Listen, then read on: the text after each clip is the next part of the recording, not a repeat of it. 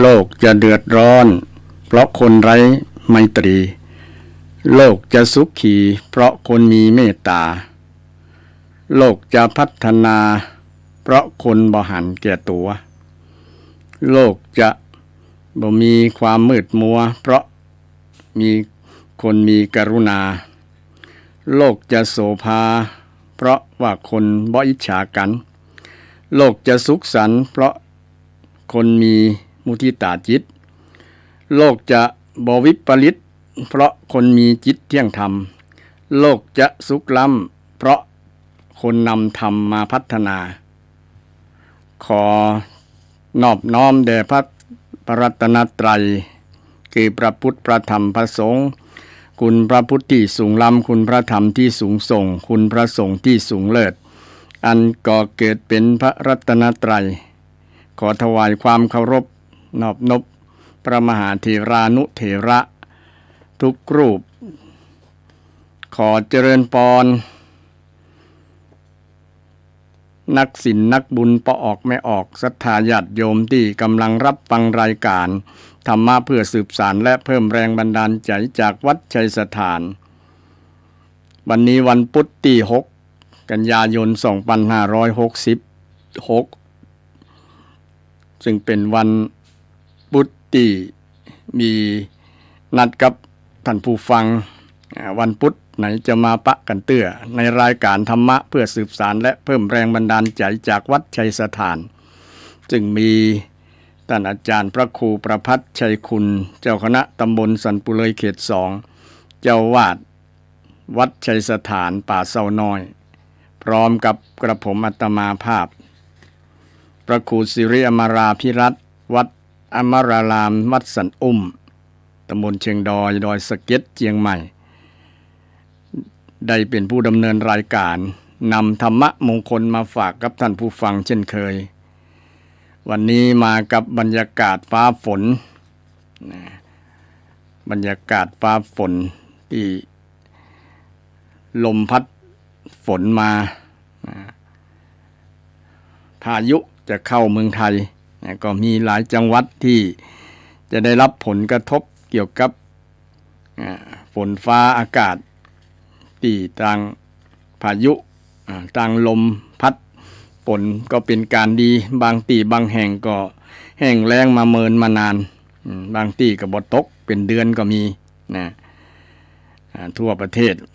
ทำให้เข้ากล้าบางจังหวัดบางภาคนี่แห้งตายก็มีแต่ได้รับน้ำฝนจากฝากฟ้าที่ลมพัดมาได้รับความชุ่มเย็นได้มาเติมเต็มในในนาให้เข้ามันฟื้นคืนชีพมันเติบโตหรือว่าจะได้มีโอกาสแก้ตัวในการทำปลูกข้าวปลูกนาใหม่บางคนก็ต้องไถปลูกใหม่เพราะว่าข้าวตายแล้วเหลือก็หญ้าก็ให้กำลังจิตกำลังใจกับชาวไร่ชาวนาเกษตรกรทราบข่าวว่าปีนี้ราคาพืชผลจะดีโดยเฉพาะข้าวราคาจะแพงแต่ว่ามันบ่มีข้าวจะขายเพราะว่าข้าวส่วนหนึ่งก็ได้แห้งตายก็มีบางที่ก็หญ้าเกิดจนลืนข้าวก็มีบางที่บางแห่งเพราะว่าหญ้างามกว่าข้าวน้ำบ่มีใส่นาหลังจากปลูกแล้วก็แห้งทำให้ต้นข้าวบ่ได้แตกกอบ่ได้เจริญเท่าที่ควรทำให้เป็นที่หวาดระแวงหวาดกลัว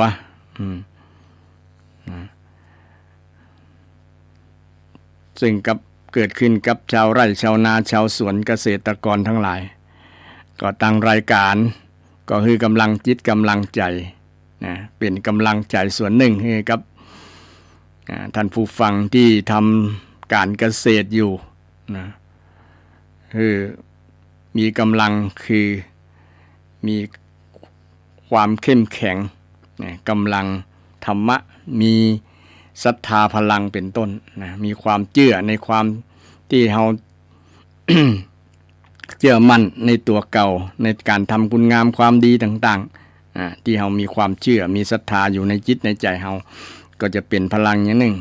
พลังสติพลังปัญญาพวกนี้ก็ถือว่าเป็นพลังต่างจิตต่างใจที่จะมอบให้แก่กันและก็มีสร้างให้เกิดขึ้นในจิตในใจเฮาได้กับเกิดพลังที่จะเป็นพลังในการต่อสู้ดำเนินชีวิตต่อไปตั้งรายการธรรมะเพื่อสืบสานและเพิ่มแรงบันดาลใจจากวัดชัยสถานก่อให้กำลังจิตกำลังใจรายการธรรมะเพื่อสืบสานและเพิ่มแรงบันดาลใจจากวัดชัยสถานก็ได้รับความเมตตาจากท่านอาจารย์พระครูสมุวิสุวัตรวรจิตโจวัดฝ่ายหินซึ่งเป็นนายสถานีคอยเอื้อความอำนวยสะดวกอำนวยความสะดวกให้กับทางรายการธรรมะเพื่อสืบสานและเพิ่มแรงบันดาลใจจากวัดชัยสถาน กับทางรายการก็ขอกราบขอบพระคุณเป็นอย่างยิ่งเป็นอย่างสูงกับท่านพระครูสมุวิสุวัตรวรจิตโจจึงเป็นนายสถานีที่วัดฝ่ายหินวันนี้ก็มาปะกับศรัทธาเช่นเคยนะศรัทธาอยากจะร่วมรายการก็จำเบอร์โทรไว้053-114-332นะ053-114-332วันนี้ก็มาปะกันแหมแล้วเนอศรัทธาที่กอยฟังอยู่นะที่เป็นแฟนพันธุ์แท้เป็น FC ทั้งรายการอยากจะมาร่วมรายการนะก็เรียนเชิญเจริญพรได้ที่หมายเลขโทรศัพท์053-114-332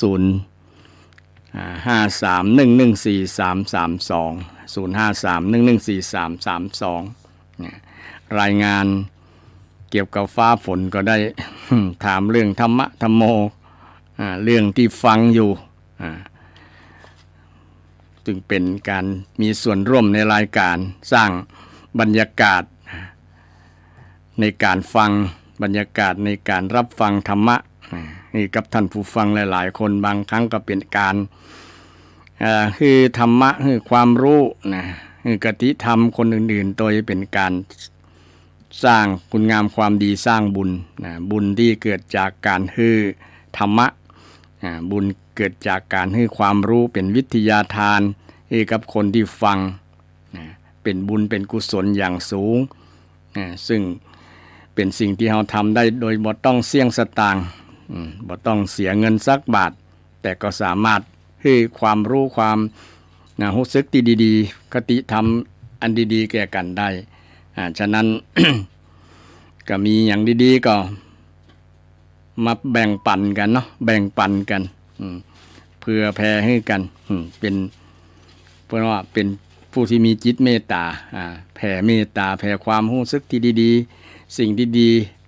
สู่กันสู่สังคมสู่แฟน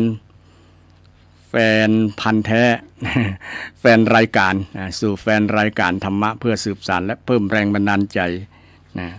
โดยเฉพาะศรัทธาที่ฟังอยู่ไกลๆอยู่ต่างอำเภอ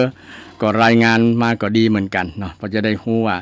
โอ้ฟังอยู่คนละจังหวัดก็ยังฟังชัดเจนอยู่เป็นการบอกรายงานการฟังคลื่นวิทยุเป็นจะได้ชัดเจนก่อนฟังประจำก็จะได้ทราบว่ามีศรัทธาฟังอยู่เป็นประจำอย่างวันนั้นไปเทศน์ที่วัดแม่คือศรัทธาแม่คือก็บอกว่าฟังเป็นประจำก็อนุโมทนาสาธุแต่บ่ได้โทรมาบ่ได้บ้านเพราะว่าบ่ฮู้จะโทรอย่าง บางคนก็อายเนาะอายบ่ฮู้จะโทรอย่างอายโทรบ่ฮู้จะอู้จะได้แบบนั้น ก็เลยบ่ได้โทรมาก็บ่เป็นหยังก็อู้ตามความรู้สึกที่เฮามีเนาะอย่างเช่นเฮาสงสัยเฮาบ่เข้าใจตัดได้ก็โทรถามตานั้นนะ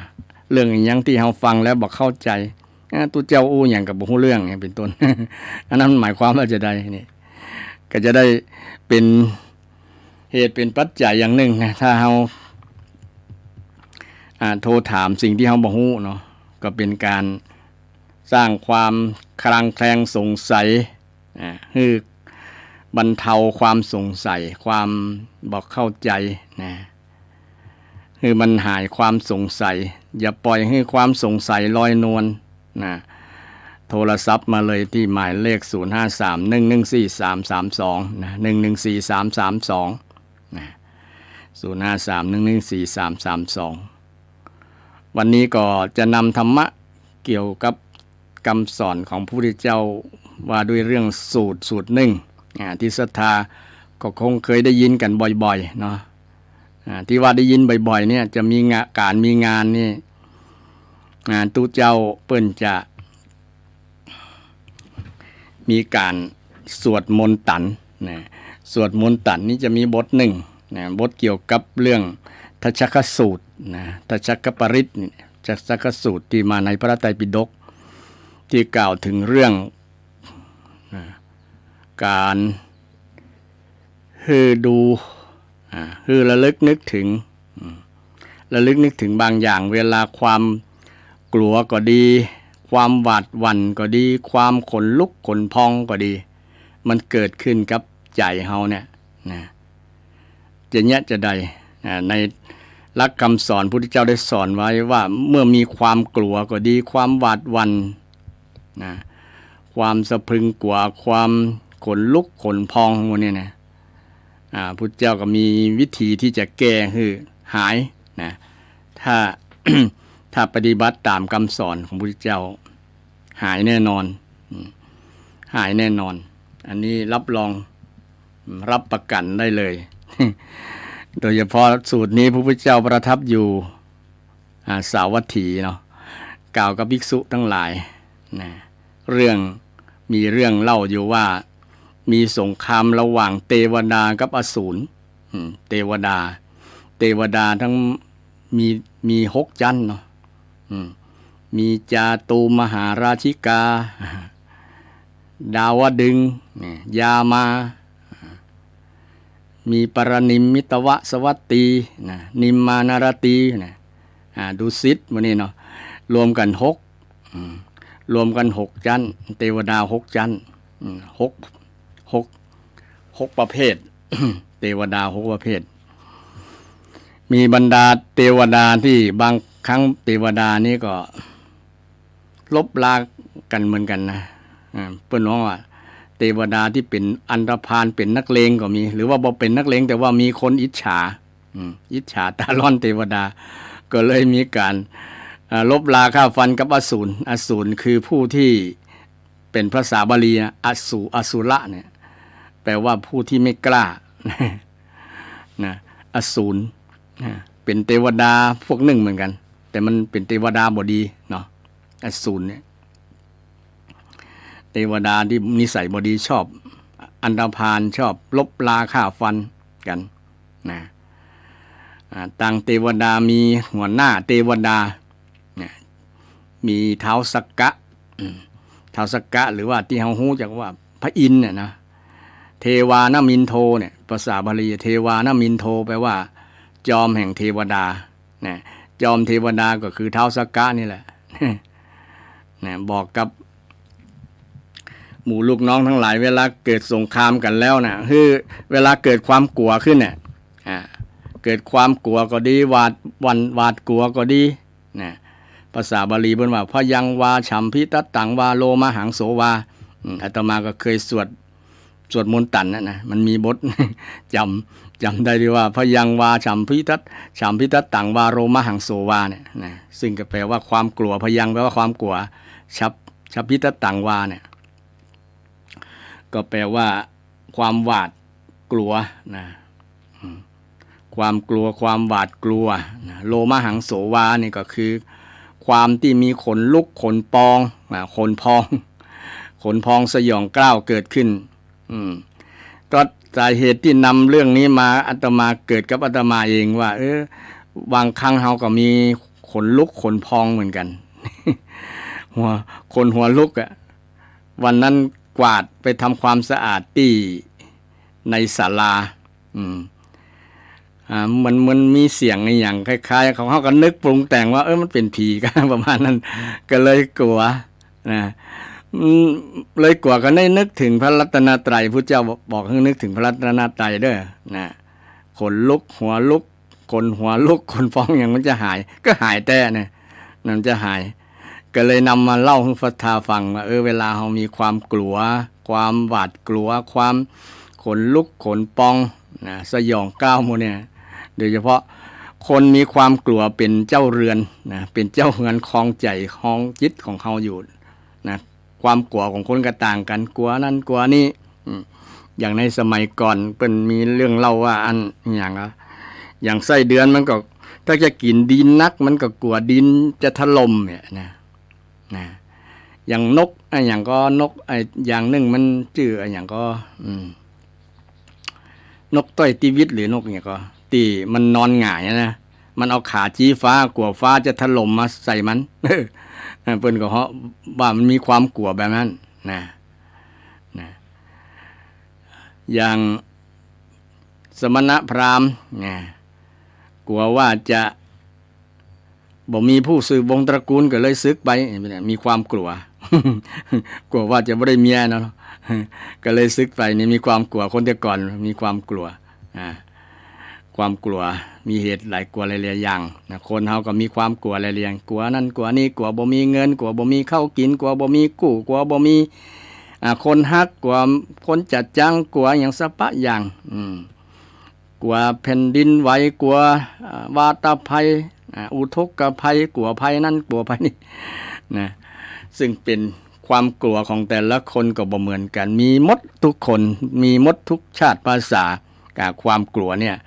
เมื่อเกิดความกลัวแล้วเนี้ยจะใดเนี่ยอย่างกรณีของสงครามระหว่างเทวดากับอสูรเนี่ยหัวหน้าเทวดาก็สอนว่าถ้ามันเกิดนั่นนะกลัวเพราะว่าทหารหมู่แนวหน้าทั้งหลายไปรบนะหมู่ลูกน้องเทวดาที่เป็นแนวหน้านะที่จะไปรบนะมันต้องฝ่าฟันต่อคมหอกคมดาบอาวุธทั้งหลายที่จะเผชิญต่อหน้านั้นนะมันจะเกิดขึ้นบางคนก็กลัวตายบางคนก็กลัวเจ็บเนี่ยนะคนที่เป็นทหารถ้าลักษณะนั้นความกลัวเกิดขึ้นน่ะคือพอธงเนอะว่าพอธงพอยอดธงเขาจะปักยอดธงไว้นี่เขายอดธงไว้แล้วความกลัวความหยังมันจะหายไปนี่หัวหน้าเทวดาก็สอนหัวหน้าเทวดาก็มีหลายหัวหน้าหรอทั้งมหาบดีประชาบดีพรหมอีสานพรหมนะแล้วก็อย่างพรหมก็ลืมไปละเนาะหลายๆหัวหน้าเทวดาทั้งหลายนี่สอนคือลูกน้องนะเวลาเกิดความกลัวก็ดีความหวาดกลัวก็ดีความขนลุกขนพองสยองกล้าวก็ดีเนี่ยคือพอยอดธงเนอะนะถ้าชักคังเนี่ยแต่ว่าชอบยอดธงนะถ้าชักคังอุลยกยถะเนี่ยคือพอคือดูยอดธงเนอะคือดูยอดธงนะมันจะหายความหวาดกลัวก็ดีปยังวาฉัมพิตัตตังวาเนี่ยฉัมพิตัตตังวาโลมหังโสวานะความขนลุกขนพองเนี่ยนะจะหายไปนะก็สอนลูกน้องคือเป็นกำลังจิตกำลังใจอย่างทหารในประเทศไทยก็มีอาจจะมีความกลัวมันก็มีที่เปิ้งทางจิตทางใจบางที่ก็นำครูบาอาจารย์ไปคล้องคอบางคนก็นำบ่มีวัตถุมงคลก็นำหูปป่อของหูปแม่พ่องหูปป่ออุ้ยแม่อุ้ยที่นับถือเคารพศรัทธานะครูบาอาจารย์ต่างๆเนี่ยไปมัดไว้คล้องไว้ที่คอเป็นเปื้อนนะเป็นที่ระลึกเป็นที่เปิ้งต่างจิตต่างใจคล้ายๆว่าคนนั้นอยู่กับใกล้ๆกับตัวเก่าเวลาไปแนวหน้าไปรบไปเผชิญกับศัตรูคู่อริทั้งหลายที่จะมาแย่งดินแดน แต่หมู่ทหารใหม่ทหารฝึกบอกเกยก็ต้องกลัวมีความกลัวแน่นอนทหารของเทวดาก็เหมือนกัน เพราะว่าบางคนก็มีศักดิ์น้อยอ่อนประสบการณ์ก็ย่อมจะมีต่างหัวหน้าก็เลยสอนเลยบอกไว้พระพุทธเจ้าก็แสดงไปเรื่อยๆว่ามัน เทวดาเพิ่นหมู่เทวดาเพิ่นสอนลูกน้องแบบนั้นแล้วสอนไปแล้วมันความกลัวมันจะ มันจะหายไปก่อนความหวาดกลัวความ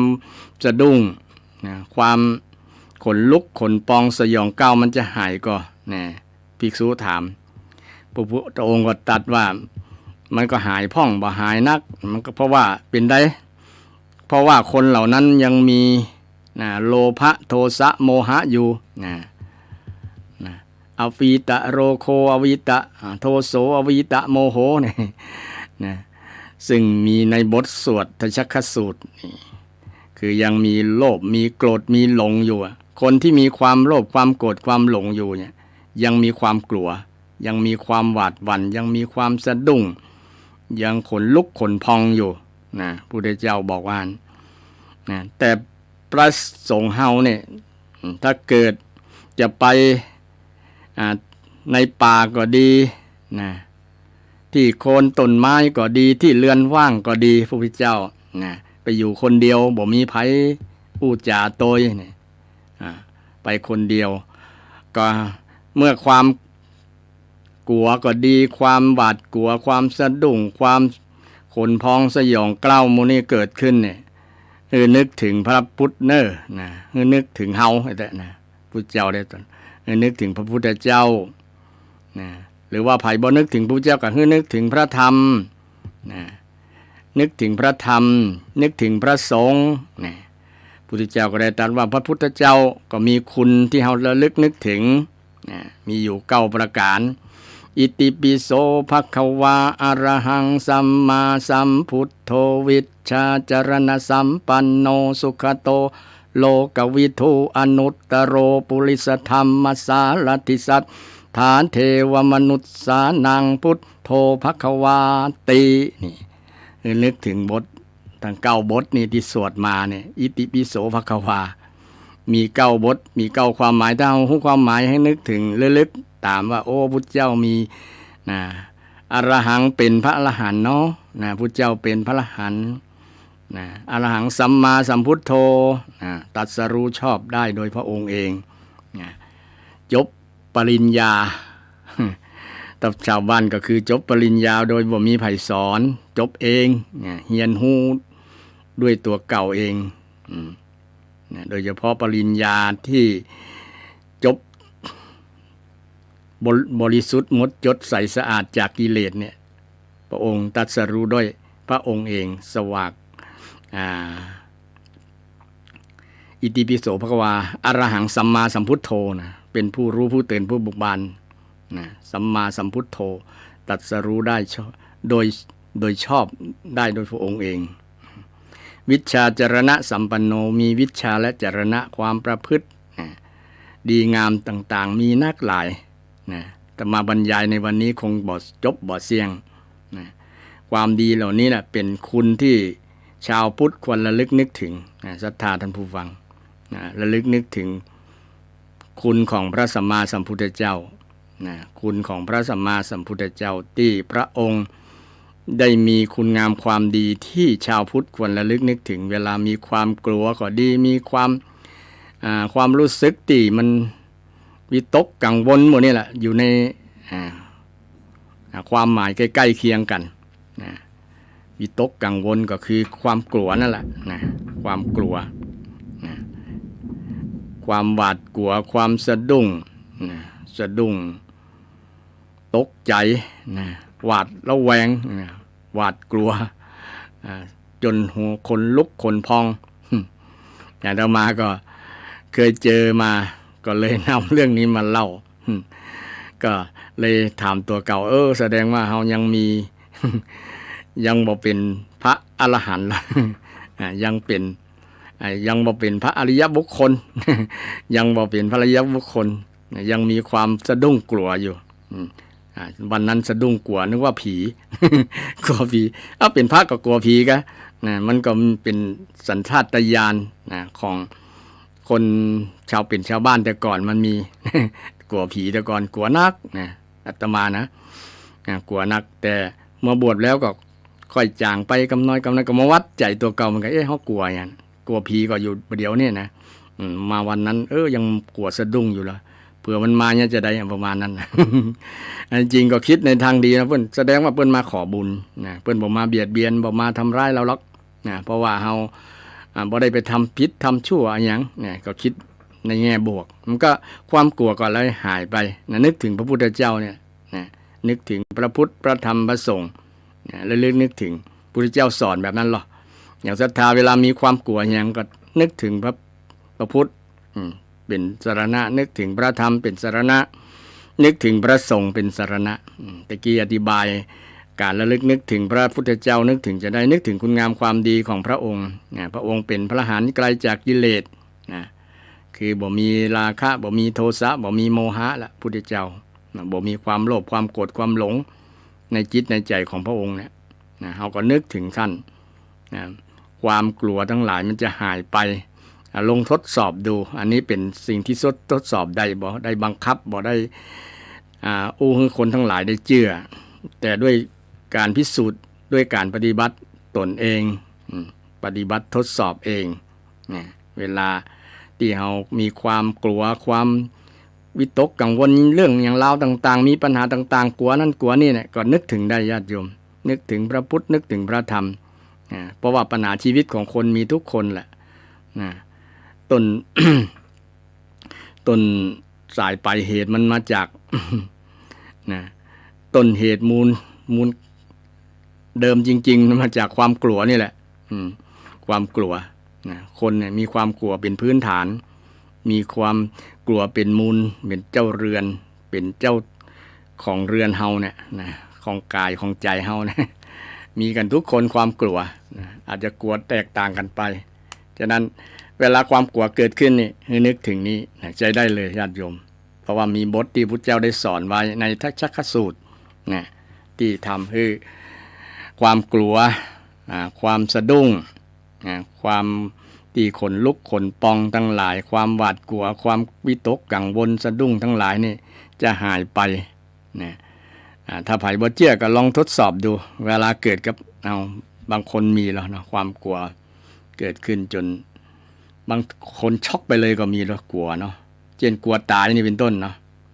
กลัวตายกลัวเจ็บเนี่ยมันมีกันทุกคนละนะแม้แต่กลัวแก่กลัวยังเนี่ยมีหมดอ่ะ ถ้าเอาได้ระลึกนึกถึงธรรมะคำสอนพุทธเจ้าเนี่ยความกลัวมันจะหายนะบอกว่าจะกลัวแก่กลัวเจ็บกลัวตายนะมันจะหายไปนะเพราะว่าได้ทำได้นึกถึงพระธรรมคำสอนที่พุทธเจ้าได้สอนนึกถึงความเป็นจริงแล้วหรอของชีวิตเมื่อสติปัญญาได้ไตร่ตรองพิจารณาถึงความจริงแล้วก็จะเกิดความรู้ในสังขารรู้ตามความเป็นจริงรู้ตามความเป็นจริงของร่างกายของจิตใจแล้วก็จะเกิดความสบายใจบ่เกิดความหวาดกลัวระแวงบ่เกิดความกลัวต่อไปแล้วบ่กลัวแก่บ่กลัวจนบ่กลัวเจ็บเพราะว่ามีธรรมะเป็นที่สรณะเป็นที่พึ่งนึกถึงพระธรรมนึกถึงพระสงฆ์พระพุทธเจ้าได้สอนเรื่องนึกถึงพระพุทธพระพุทธกี้ได้อธิบายถึงคุณงามความดีของพระองค์วิชาจารณะสัมปันโนสุขโตไปดีแล้วเสด็จไปดีแล้วสุขโตแปลว่าเสด็จไปดีแล้วพระพุทธเจ้าเสด็จไปทางใดก็ดีศรัทธาดีงามโมดไปทางใดคนก็พ้นจากทุกข์ไปทางใดคนก็มีแต่รอยยิ้มมีแต่ความสุขเพราะว่าพระองค์ได้ไปไถ่ทุกข์ก็ว่าได้นะไปแก้ทุกข์ให้กับคนทั้งหลายที่มีความทุกข์อยู่มีปัญหาอยู่คนที่เคยผิดหวังเคยที่สิ้นหวังคนที่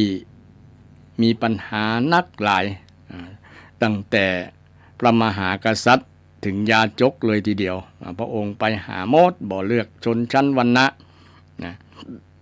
ได้ไปแสดงธรรมให้ฟังไปที่ไหนเสด็จไปที่ไหนเปิ้นจึงตั้งฉายาว่าท่านมีพระคุณว่าสุขโตเสด็จไปดีแล้วเสด็จไปที่ไหนก็ดีหมดคนก็มีความสุขแม้แต่พระองค์นิพพานไปเมิน 2,000 กว่าปีแล้วก็ยังเฮาไปวัดไปวาเนี่ยไปไหว้พระพุทธรูปเนี่ยเนาะศรัทธาท่านผู้ฟังไปไหว้พระองค์เปรียบเหมือนพระองค์ยังอยู่คล้ายๆพระองค์ยังอยู่กับเฮาตลอด แต่ความเป็นพุทธะก็ยังอยู่นั่นแหละแต่ว่าในรูปกายของพระองค์มันแตกขันธ์ห้าของพระองค์ไปดับไปเมินแล้วนะรูปเวทนาสัญญาสังขารวิญญาณดับไปเมินแล้วก็เหลือแต่ธรรมธาตุหรือแต่พุทธธาตุนะธาตุเนี่ยนะคือธาตุความเป็นผู้รู้เนี่ยก็ยังมีอยู่นะยังมีอยู่ในโลกธรรมทิฏฐตาธรรมนิยามตาเนี่ยที่เป็นธรรมนิยามเนี่ยนะพระพุทธเจ้าจะเกิดหรือบ่เกิดก็ธรรมะนี้ก็ยังอยู่นะธรรมะนี้ก็ยังอยู่ยังมีอยู่ประจำโลกบ่ได้หายไปไหนนะอยู่นี่แหละแต่พระองค์นั้นได้ไปค้นธรรมชาติตัวนี้นะพระองค์ได้ไปค้นธรรมชาติตัวนี้แล้วก็มาบอกให้พุทธศาสนิกชนพุทธบริษัททั้งหลายภิกษุภิกษุณีบาศกบาสิกาฮู้โตยฮู้ธรรมชาติฮู้ธรรมะที่พระองค์ได้ตรัสรู้เนี่ยเมื่อพระองค์เสด็จไปทางใดก็ดีหมดเลยสุขโตเนี่ยสุขโตสุขตะเนี่ยสุขคตเนี่ยไปทางใดก็ดีนะแปลว่าไปหรือว่าถึงดีแปลว่าถึงดีก็ได้นะพระองค์ถึงแล้วซึ่งพระนิพพานก็ได้นะถึงสุแปลว่าดีงามง่ายเนาะสุเนี่ยคตะแปลว่าไปแปลว่าถึงนะถึงความดีถึงนิพพานนี่ก็ได้นะคุณงามความดีของพระองค์ที่ห้องว่าสุขโตโลกวิทูรู้แจ้งโลกนะรู้แจ้งโลกนะรู้แจ้งโลกโดยเฉพาะโลกมนุษย์นี่พระพุทธองค์รู้หมดนะโลกจะเปลี่ยนจะได้พระองค์ก็รู้นะรู้โลกทั้งสามโลกมนุษย์โลกของเทวดาโลกของที่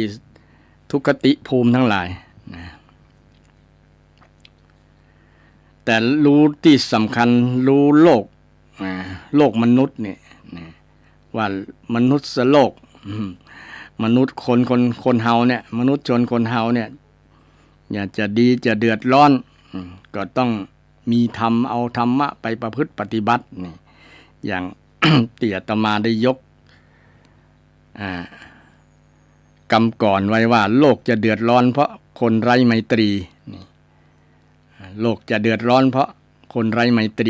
รีก็คือเมตตานั่นเองโลกจะสุขีเพราะคนมีเมตตานะเพราะ เมตตาธรรมที่พระองค์ได้สอนไว้นะที่ห้องว่าพรหมวิหารธรรมอยู่ในพรหมวิหารธรรม4ประการเมตตากรุณามุทิตาอุเบกขาเนี่ยโลกมนุษย์แต่จะอยู่ร่มเย็นเป็นสุขนะจักสุขีนะจะร่มเย็นเป็นสุขก็ด้วยเมตตานะถ้าโลกเดือดร้อนก็เพราะคนไร้เมตตาคนไร้ไมตรีนะไร้ไมตรีซึ่งในปีนี้ทางคณะสงฆ์อำเภอดอยสะเก็ดได้ทั้งหัวข้อธรรมะว่าโลกาศีลธรรมกับมาโลกาเป็นสุขหรือว่าโลกาล่มเย็นธรรมะศีลธรรมศีลกับธรรมธรรมะตัวนี้ก็คือข้อหนึ่งก็คือเมตตาธรรมเมตตาธรรมจะถาเมตตาธรรมนี้จะนำให้โลกมนุษย์เนี่ยร่มเย็นนะเมตตาธรรมนี้คือมีความรักความปรารถนาดีต่อกันนะความรู้สึกที่มีความปรารถนาดีความฮักต่อกันเนี่ยมันจะเป็นธรรมะที่จะนำมาสู่ความร่มเย็นเป็นสุขนะร่มเย็นเป็นสุขนะไม่ว่าจะใจอยู่ในคนใดก็ตามอยู่ที่ไหนก็ตามสังคมใดก็ตามนะถ้ามีธรรมะข้อนี้เนี่ยจะอยู่เย็นเป็นสุขนะลองสังเกตคนในครอบครัวศรัทธาสามีภรรยานี่มีเมตตามีความปรารถนาดีต่อกันครอบครัวนั้นสามีภรรยาคู่นั้นครอบครัวนั้นก็จะร่มเย็นเป็นสุขถ้าครอบครัวใดขาดเมตตาอย่างพุทธิแล้วได้เรื่องเมตตาว่ามีอานิสงส์มีประโยชน์ตั้ง11อย่างตั้ง11อย่างรับเป็นสุขตื่นเป็นสุขบ่ฝันร้าย เทวดาฮักษามนุษย์ก็ฮักอมนุษย์ก็ฮักนี่ซึ่งเป็นอานิสงส์เป็นประโยชน์ของเมตตาเมตตาฉะนั้นนึกเมตตาธรรมค้ำจุนโลกค้ำจุนโลกโลกาศีลธรรมไม่กลับมาโลกาจะวินาศโลกาจะพินาศพังแน่นอนอยู่ที่ไหนก็บ่ม่วนเดือดร้อนกันหวาดระแวงต่อกันนี่เป็นสิ่งที่สำคัญมากๆศรัทธาสำคัญมากๆเลยฉะนั้น ธรรมะที่พระพุทธเจ้าได้สอนไว้ได้สอนไว้และเป็นผู้รู้โลกเนี่ยนะโลกวิทูรู้แจ้งโลกรู้แจ้งโลกซึ่งเป็นคุณสมบัติเป็นคุณงามความดีของพระองค์นึกถึงพระองค์ได้เป็นผู้รู้แจ้งโลกรู้แจ้งโลกทั้ง3โลกมนุษย์โลกเทวโลกอมนุษย์โลก บรรดาโลกทั้งหลายโลก3เนาะโลกคือแผ่นดินพวกนี้นะก็ได้แก่มนุษย์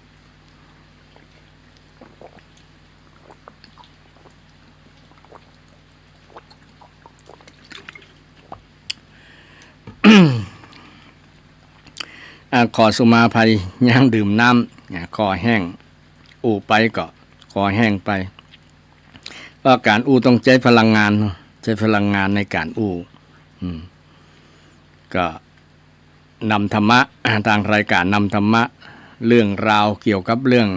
ที่พระพุทธองค์ได้ตรัสไว้ว่าถ้ามีความกลัวมีความกลัวเกิดขึ้นมีความหวาดกลัวเกิดขึ้นมีความสะดุ้งความขนพองสยองกล้าวเกิดขึ้นขนลุกขนพองหมดนี้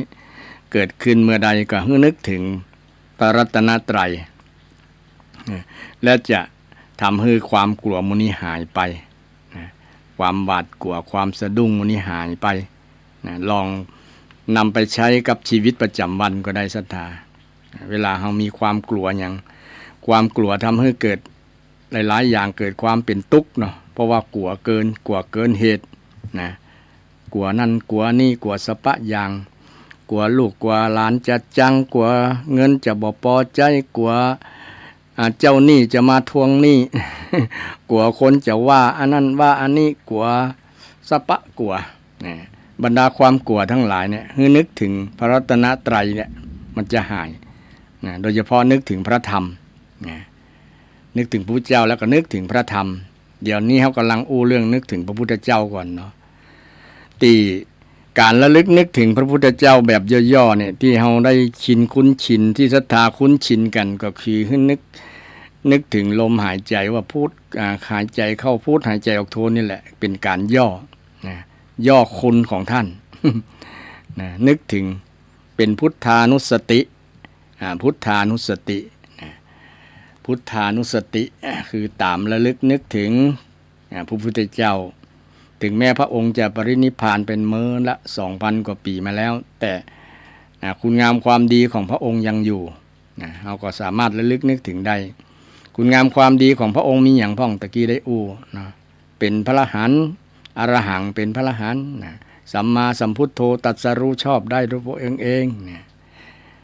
วิชชาจรณะสัมปันโนสุขโตเสด็จไปดีแล้วโลกวิทูอนุตตโรปุริสธรรมสารถิเนี่ยเป็นสารถีเยี่ยมยอดเยี่ยมเลยเป็นผู้ที่ฝึกคนอย่างยอดเยี่ยมฝึกคนที่เป็นโจรคือมาเป็นพระอรหันต์ก็มีอย่างพระองคุลิมานหลายคนที่เป็นคนอันธพาลเป็นโจรเนาะมาให้เป็นคนดีก็มีนักมีหลายในสมัยที่พระองค์ยังทรงพระชนอยู่พระองค์ทรงฝึกด้วยพระดำรัสของพระองค์ด้วยการอู้เนี่ยพระองค์อู้คนแล้วทำให้คนกึดได้กึดได้ดลใจคน ดลใจคนแล้วคนได้ตั้งหลักทำความดีเริ่มต้นชีวิตใหม่ด้วย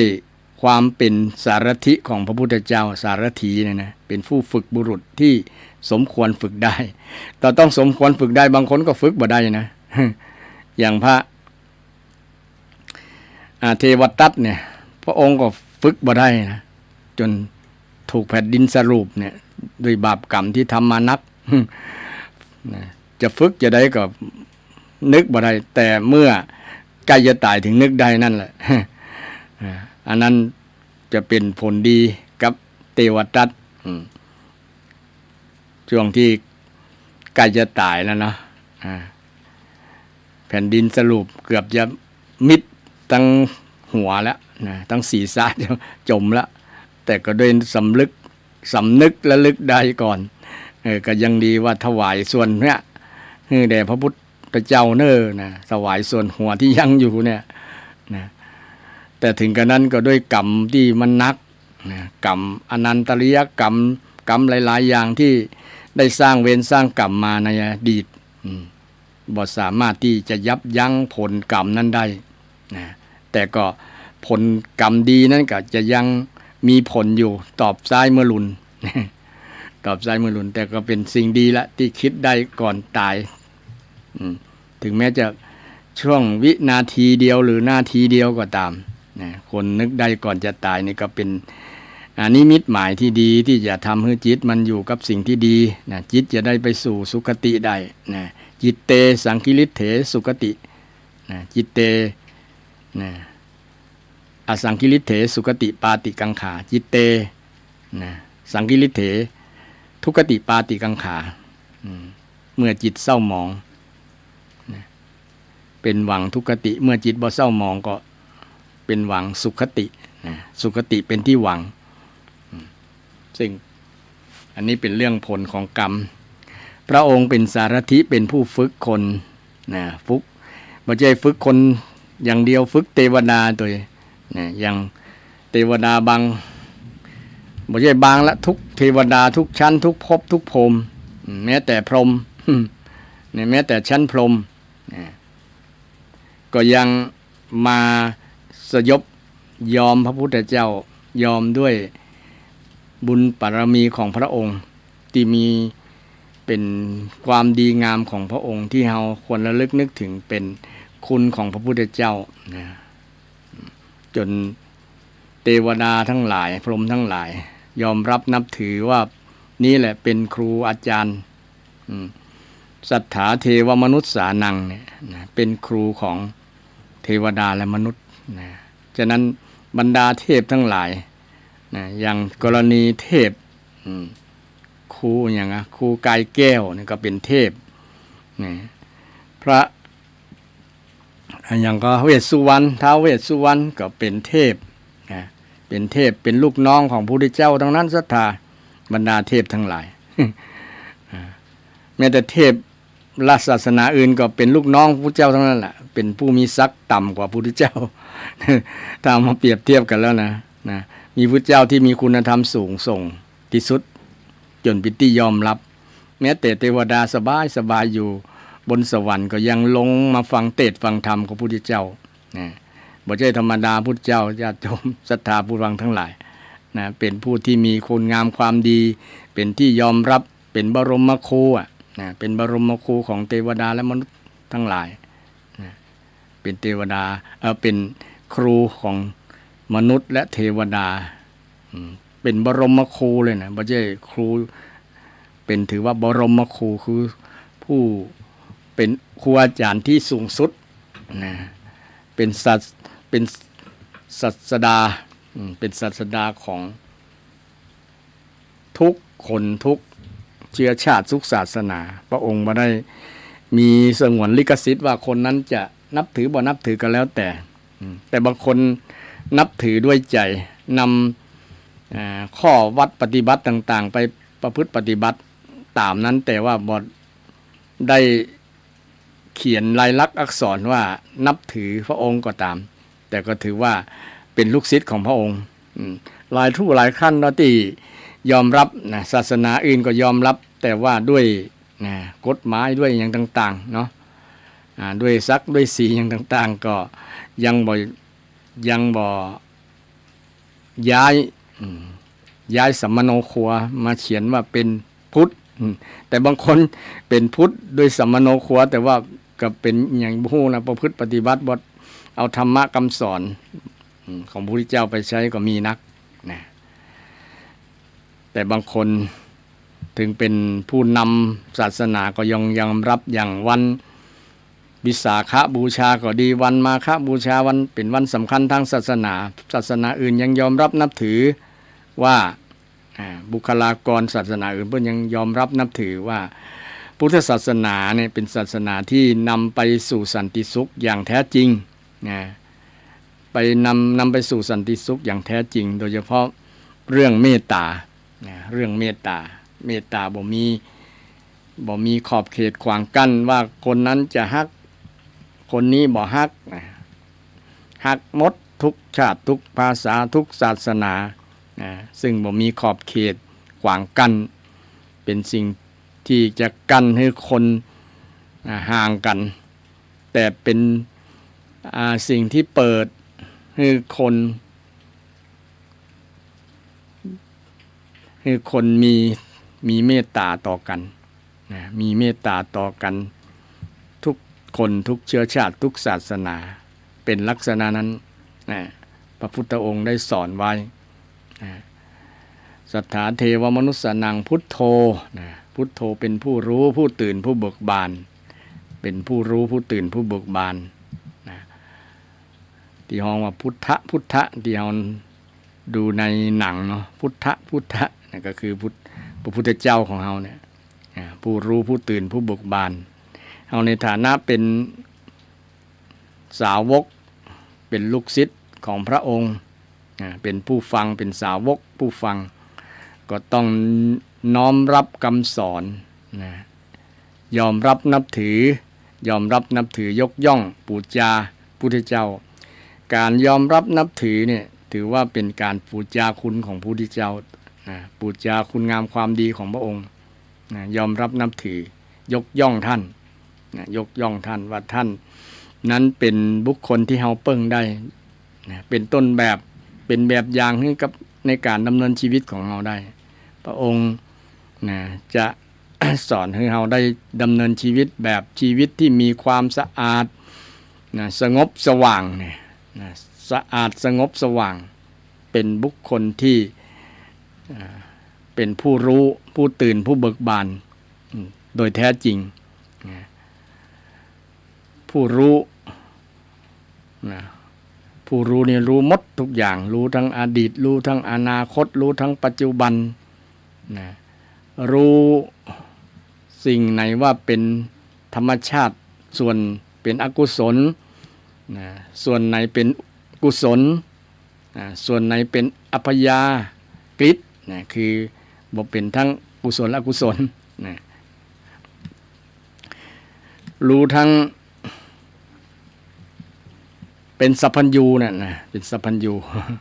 พุทโธภควาเป็นผู้จำแนกแจกแจงธรรมะแจกแจงธรรมะที่คนนำไปประพฤติปฏิบัติก็มีต่างระดับกันคนที่จะเป็นภิกษุก็ข้อปฏิบัติก็อย่างหนึ่งภิกษุณีก็ข้อปฏิบัติอย่างหนึ่งอุบาสกอุบาสิกาก็อย่างหนึ่งคนที่ปฏิบัติหน้าที่ของความเป็นแม่เป็นพ่อเป็นแม่ก็ปฏิบัติอย่างหนึ่งเป็นลูกก็ปฏิบัติอย่างหนึ่งเป็นครูบาอาจารย์ก็ปฏิบัติอย่างหนึ่งเป็นผู้นำอย่างกรณีตะวานี้เราได้รัฐบาลใหม่อย่างผู้นำนี่เนาะศรัทธาก็ต้องมีคุณธรรมอย่างหนึ่งเดี๋ยวจะได้อู้ในลำดับต่อไปว่าคุณธรรมของผู้นำมีอย่างพ่อง มีอย่างพ่องที่จะประพฤติปฏิบัติเพื่อให้เกิดความเจริญในหน้าที่การงานในคำสอนของพุทธศาสนาก็มีแต่ในช่วงนี้เราอู้เรื่องคุณธรรมระลึกนึกถึงคุณของพระพุทธเจ้าเนี่ยความหวาดกลัวอย่างต่างๆก็จะหายไป หวาดกลัวความกลัวความหวาดกลัวความสะดุ้งความขนลุกขนพองสยองเกล้าก็จะหายไปนี่ไผ่บ่เชื่อก็ลองทดสอบดูนึกถึงคำสอนคุณงามความดีของพระพุทธเจ้าเป็นพุทธานุสติเนี่ยนะท่านผู้ฟังคงจะระลึกนึกถึงเป็นประจำเนาะเพราะว่าได้สวดมนต์อิติปิโสภควาอะระหังสัมมาเนี่ยตาสถาแปลได้เนาะแปลความดีของพระพุทธเจ้าถึงภควาติเนี่ยคือจบตอนนี้คือ9อย่าง9ข้อ9ความหมายที่พระเจ้าความดี9ข้ออรหังเป็นข้อที่1สัมมาสัมพุทโธข้อที่2วิชชาจารณสัมโพธเป็นข้อที่3สุขโตข้อที่4โลกวิทูข้อที่5อนุตตโรปุริสธรรมสารถิถึงข้อที่9ทั้งหมดมี9ข้อด้วยกันซึ่งเป็นคุณงามความดีของพระพุทธเจ้าที่ชาวพุทธควรระลึกนึกถึงเวลาเขากลับอรหังสัมมาสัมพุทโธภควานี่อันนี้เป็นการระลึกนึกถึงพุทธเจ้าย่อเวลาเขากราบพระพุทธเจ้าเนี่ยนึกถึงอันนี้นึกถึงคุณงามความดีของพระองค์บ่ใจไปภาวนาไปขอ ไปขอพระองค์ได้อันนั้นถูกหวยรวยเบอร์นั้นนี้นะแต่จะขอนะขอในลักษณะที่ว่าขอให้ข้าพเจ้าอย่าโลภเน้อขอให้ข้าพเจ้าอย่าเป็นคนขี้โมโหเน้ออย่าเป็นคนขี้มิ่งขี้โคดเน้ออย่าเป็นคนขี้จิเน้อถ้าขอลักษณะดีถูกต้อง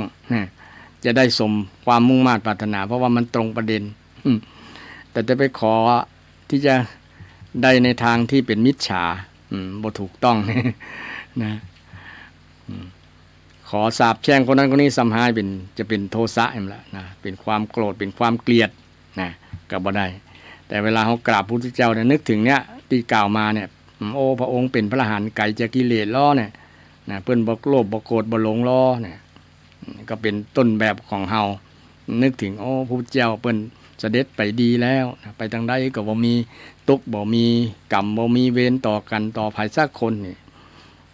ระลึกนึกถึงแบบนี้ชื่อว่าระลึกนึกถึงคุณของพระพุทธเจ้าเราก็ได้ ศรัทธาคงจะเคยติดที่คำว่าคุณของพระพุทธเจ้ามี56มันก็ คุณของพระธรรมมี38คุณของพระสงฆ์มี14รวมกันแล้วเป็น108นี่อย่างรูปกรรมมี108ลูกเนาะเวลามาคล้องคอนับมันได้108รวมกันแล้ว108อันนั้นเป็นนับเป็นพยางค์เป็นกรรมเนี่ยเช่นอิติปิโสภควาอะระหังเนี่ยนับไปแล้วมันได้108กรรม108คำพูดอิติปิโสภควาเนี่ย5-6พยางค์แล้วมันก็ตัทานี่เพิ่นนับอีมันรวมแล้วได้56รวมแล้วได้56สวากขาโตภควตาธัมโมรวมแล้วมันได้38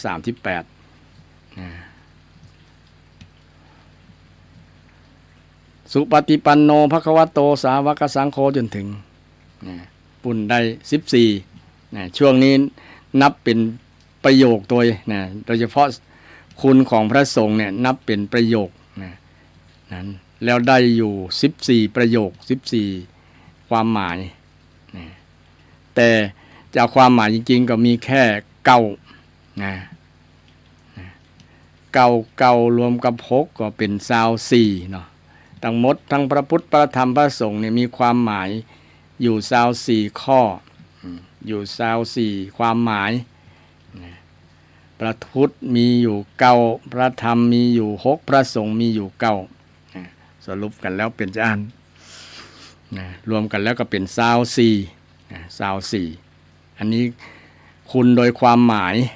คุณโดยความหมายคุณโดยพยัญชนะมี108พยัญชนะอักขระพยัญชนะมี108นี่โปรดเข้าใจให้ใหม่นะศรัทธาจะนับคุณของพระรัตนตรัยนับแบบนี้ถึงจะถูกต้องโดยเฉพาะนับได้ความหมายนี่มันเป็นประโยชน์อย่างเช่นเอามาท่องว่าอิติปิโสภควาเพราะเหตุอย่างนี้อิติปิโสนะ อรหังเป็นพระอรหันต์นี่แหละเริ่มตั้งแต่อรหังนี่แหละอรหังอรหังเป็นพระอรหันต์เป็นอรหันต์แปลว่าผู้ไกลจากกิเลสนะไกลบ่ไกลไกลจนพอบ่หัน กิเลสพอบ่หันตรงใดวะนะจะมาเซาะกับบ่ป้าละกิเลสมันมาเซาะบ่ป้าน่ะมันอยู่ไกลลงไป แล้วเอาคนผู้ที่ เป็นอรหันต์นะอยู่ไกลบ่หันกิเลสเช่นเดียวกันพอบ่หันอยู่ในจิตในใจบ่มีนะบ่มีแต่ความสะอาดสงบสว่างบ่มีกิเลสในใจนี่เป็นคุณงามความดีของพระพุทธเจ้าอรหังคุณงามความดีของพระพุทธเจ้านี้มีเก้าอย่างที่ว่านะเก้าความหมายจนถึงภควาติเนี่ยพระพุทธองค์ได้ทรงจำแนกแจกธรรมะ80,000ตั้ง84,000 ข้อก่อนละเนาะโอ้พระองค์แจกแยกแยะสอนคนแต่ละคนก็ธรรมะก็แตกต่างกันไปนะแต่สรุปลงอยู่ในนั่นแหละมรรคมีองค์8นะศรัทธารวมแล้วมรรคมีองค์8ศีลสมาธิปัญญานั่นแหละนะสรุปแล้วก็ศีลสมาธิปัญญานะที่เป็นคำสอนนะสอนคนนะคือคนพ้นจากทุกข์นะสรุปแล้วนะถึงแม้จะมีนักมีหลายต้อง 84,000 ธรรมขันธ์ 84,000 ข้อก่อนนะพระองค์ได้จำแนกแจกแจงนะอย่างกรณีแจกแจงธรรมะที่เป็นความละเอียดเกี่ยวกับร่างกายและจิตใจนี่เคยศรัทธาฟังแล้วเนาะท่านผู้ฟังทั้งหลายฟังแยกกายของเฮาเนี่ยแยกเป็น5กองนะแยกกายกับใจเป็น5กองกองแรกเรียกว่ารูปนะห้องว่ารูปกองที่2เรียกว่าเวทนากองที่3เรียกว่าสัญญากองที่4เรียกว่าสังขารกองที่5เรียกว่าวิญญาณรูปเวทนาสัญญาสังขารวิญญาณเนี่ยนะมันเป็นภาษาบาลีเนาะฟังแล้วเข้าใจยากถ้าเป็นภาษาไทยก็คือกายกายและจิตนั่นเนี่ยจิตแต่จิตนี่มันแยกเป็นแฮมซีก่อนเนาะเป็นแฮมซีความรู้สึกอันแรกความรู้สึกที่ภาษาบาลีเป็นห้องว่าเวทนาเวทนานี่ความรู้สึกสัญญาความจำความรู้จำนี่เป็นส่วนหนึ่งของจิตเป็นส่วนที่2ของจิตส่วนที่2ส่วนที่3ของจิตก็คือรู้คิดภาษาพระเป็นห้องว่าสังขารหรือว่ามโนสังขารสังขารส่วนที่4ก็คือวิญญาณคือรู้แจ้งรู้แจ้งจากตาหูจมูกลิ้นกายใจตาหูจมูกลิ้นเนี่ยด้วยอาศัยตาหูจมูกลิ้นด้วยอายตนะอาศัยอายตนะภายในภายนอกนะมาประทบกันอาศัยเกิดความมาสัมผัสกันภาษาพระว่าผัสสะนะผัสสะมาผัสสะกันสัมผัสกันกระทบกันตากระทบรูปนี่เกิดความรู้ขึ้นเรียกว่าจักขุวิญญาณเนี่ยจักขุวิญญาณความรู้แจ้งจากจักษุจากตาเนี่ยนะโดยอาศัยตาความรู้แจ้งโสตวิญญาณได้ยินเสียงเสียงมากระทบหูอย่างศรัทธาฟังเครื่องวิทยุที่กำลังรับฟังรายการธรรมะเพื่อสืบสั่งและเพิ่มแรงบันดาลใจเนี่ยเสียงอาตมากำลังอยู่เนี่ยกระทบหูศรัทธาญาติโยมเกิดความรู้ขึ้นว่าโอ้ตุเจ้าตนเนี้ยตุเจ้าสันกำลังธรรมะอยู่นี่เพื่อนฮ้องว่าโสตวิญญาณนี่โสตวิญญาณคือความรู้แจ้งวิญญาณแปลว่าความรู้แจ้งไม่ใช่วิญญาณล่องลอยอย่างนั้นนะวิญญาณในที่นี้คือรู้แจ้งจิตเนี่ยเป็นสภาพรู้แจ้งจากตารู้แจ้งจากหูจากตางหูนี่เป็นความรู้แจ้งพระพุทธเจ้าแยกแยะธรรมะเป็นจะอ่านศรัทธานะรูปเวทนาสัญญาสังขารวิญญาณแจกแจงธรรมคำสอนรายละเอียดสุขุมคัมภีรภาพบางครั้งเราต้องอาศัยการสั่งสมสั่งสมคือฟังบ่อยๆ อ่านบ่อยๆศึกษาบ่อยๆอย่างศรัทธาญาติโยมฟังธรรมะบ่อยๆมันก็เข้าใจกันทีละน้อยละน้อยเมื่อฟังครั้งแรกก็บอกเข้าใจเพราะว่าโดยเฉพาะมันเป็นภาษาบาลีเนาะเราบอกคุ้นเคยหูมันบ่ใช่ภาษาพ่อภาษาแม่เฮาเนาะ บ่ใช่ภาษาพ่อภาษาแม่ของเราก็ฟังบ่เข้าใจฟังบ่ออกอย่างแค่คำว่ารูปเวทนาสัญญาสังขารวิญญาณเนี่ยนะถ้าอาตมาวันหนึ่งจะเอามาขยายความให้ฟังเนาะว่าอันรูปมาจากทรัพย์อะหยังนะแปลว่าอะหยังนี่เวทนาทรัพย์มาจากอะหยังสัญญาทรัพย์มาจากอะหยังสังขารทรัพย์มาจากอะหยังเคยอู้เหมือนกันเนาะแต่ว่ายังบ่หมดเตื้อโดยเฉพาะขันธ์ห้าเนี่ยขันธ์ห้ากองขันธ์แปลว่ากองเนี่ยนะกองแปลว่าเป็นกองเป็นปุ้นเนาะเป็นกองเป็นส่วนนะเป็นส่วนนะ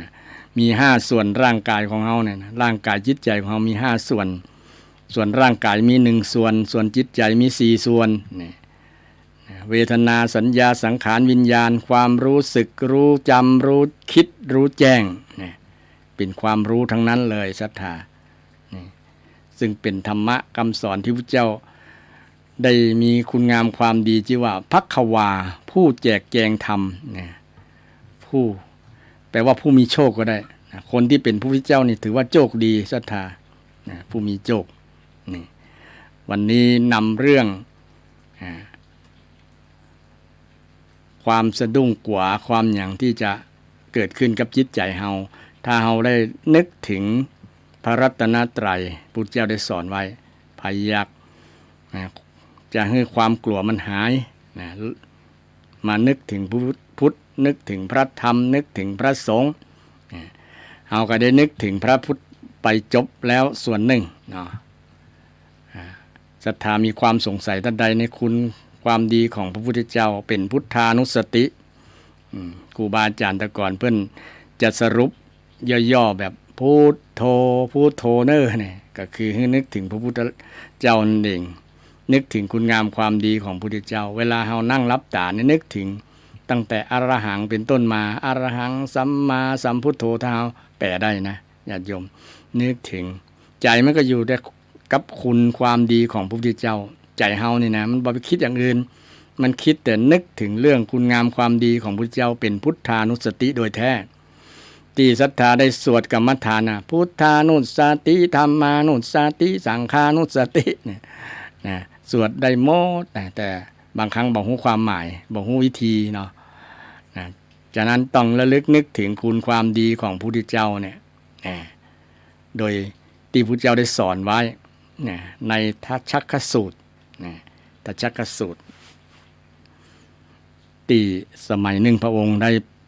เล่าเรื่องสงครามเทวดากับอสูร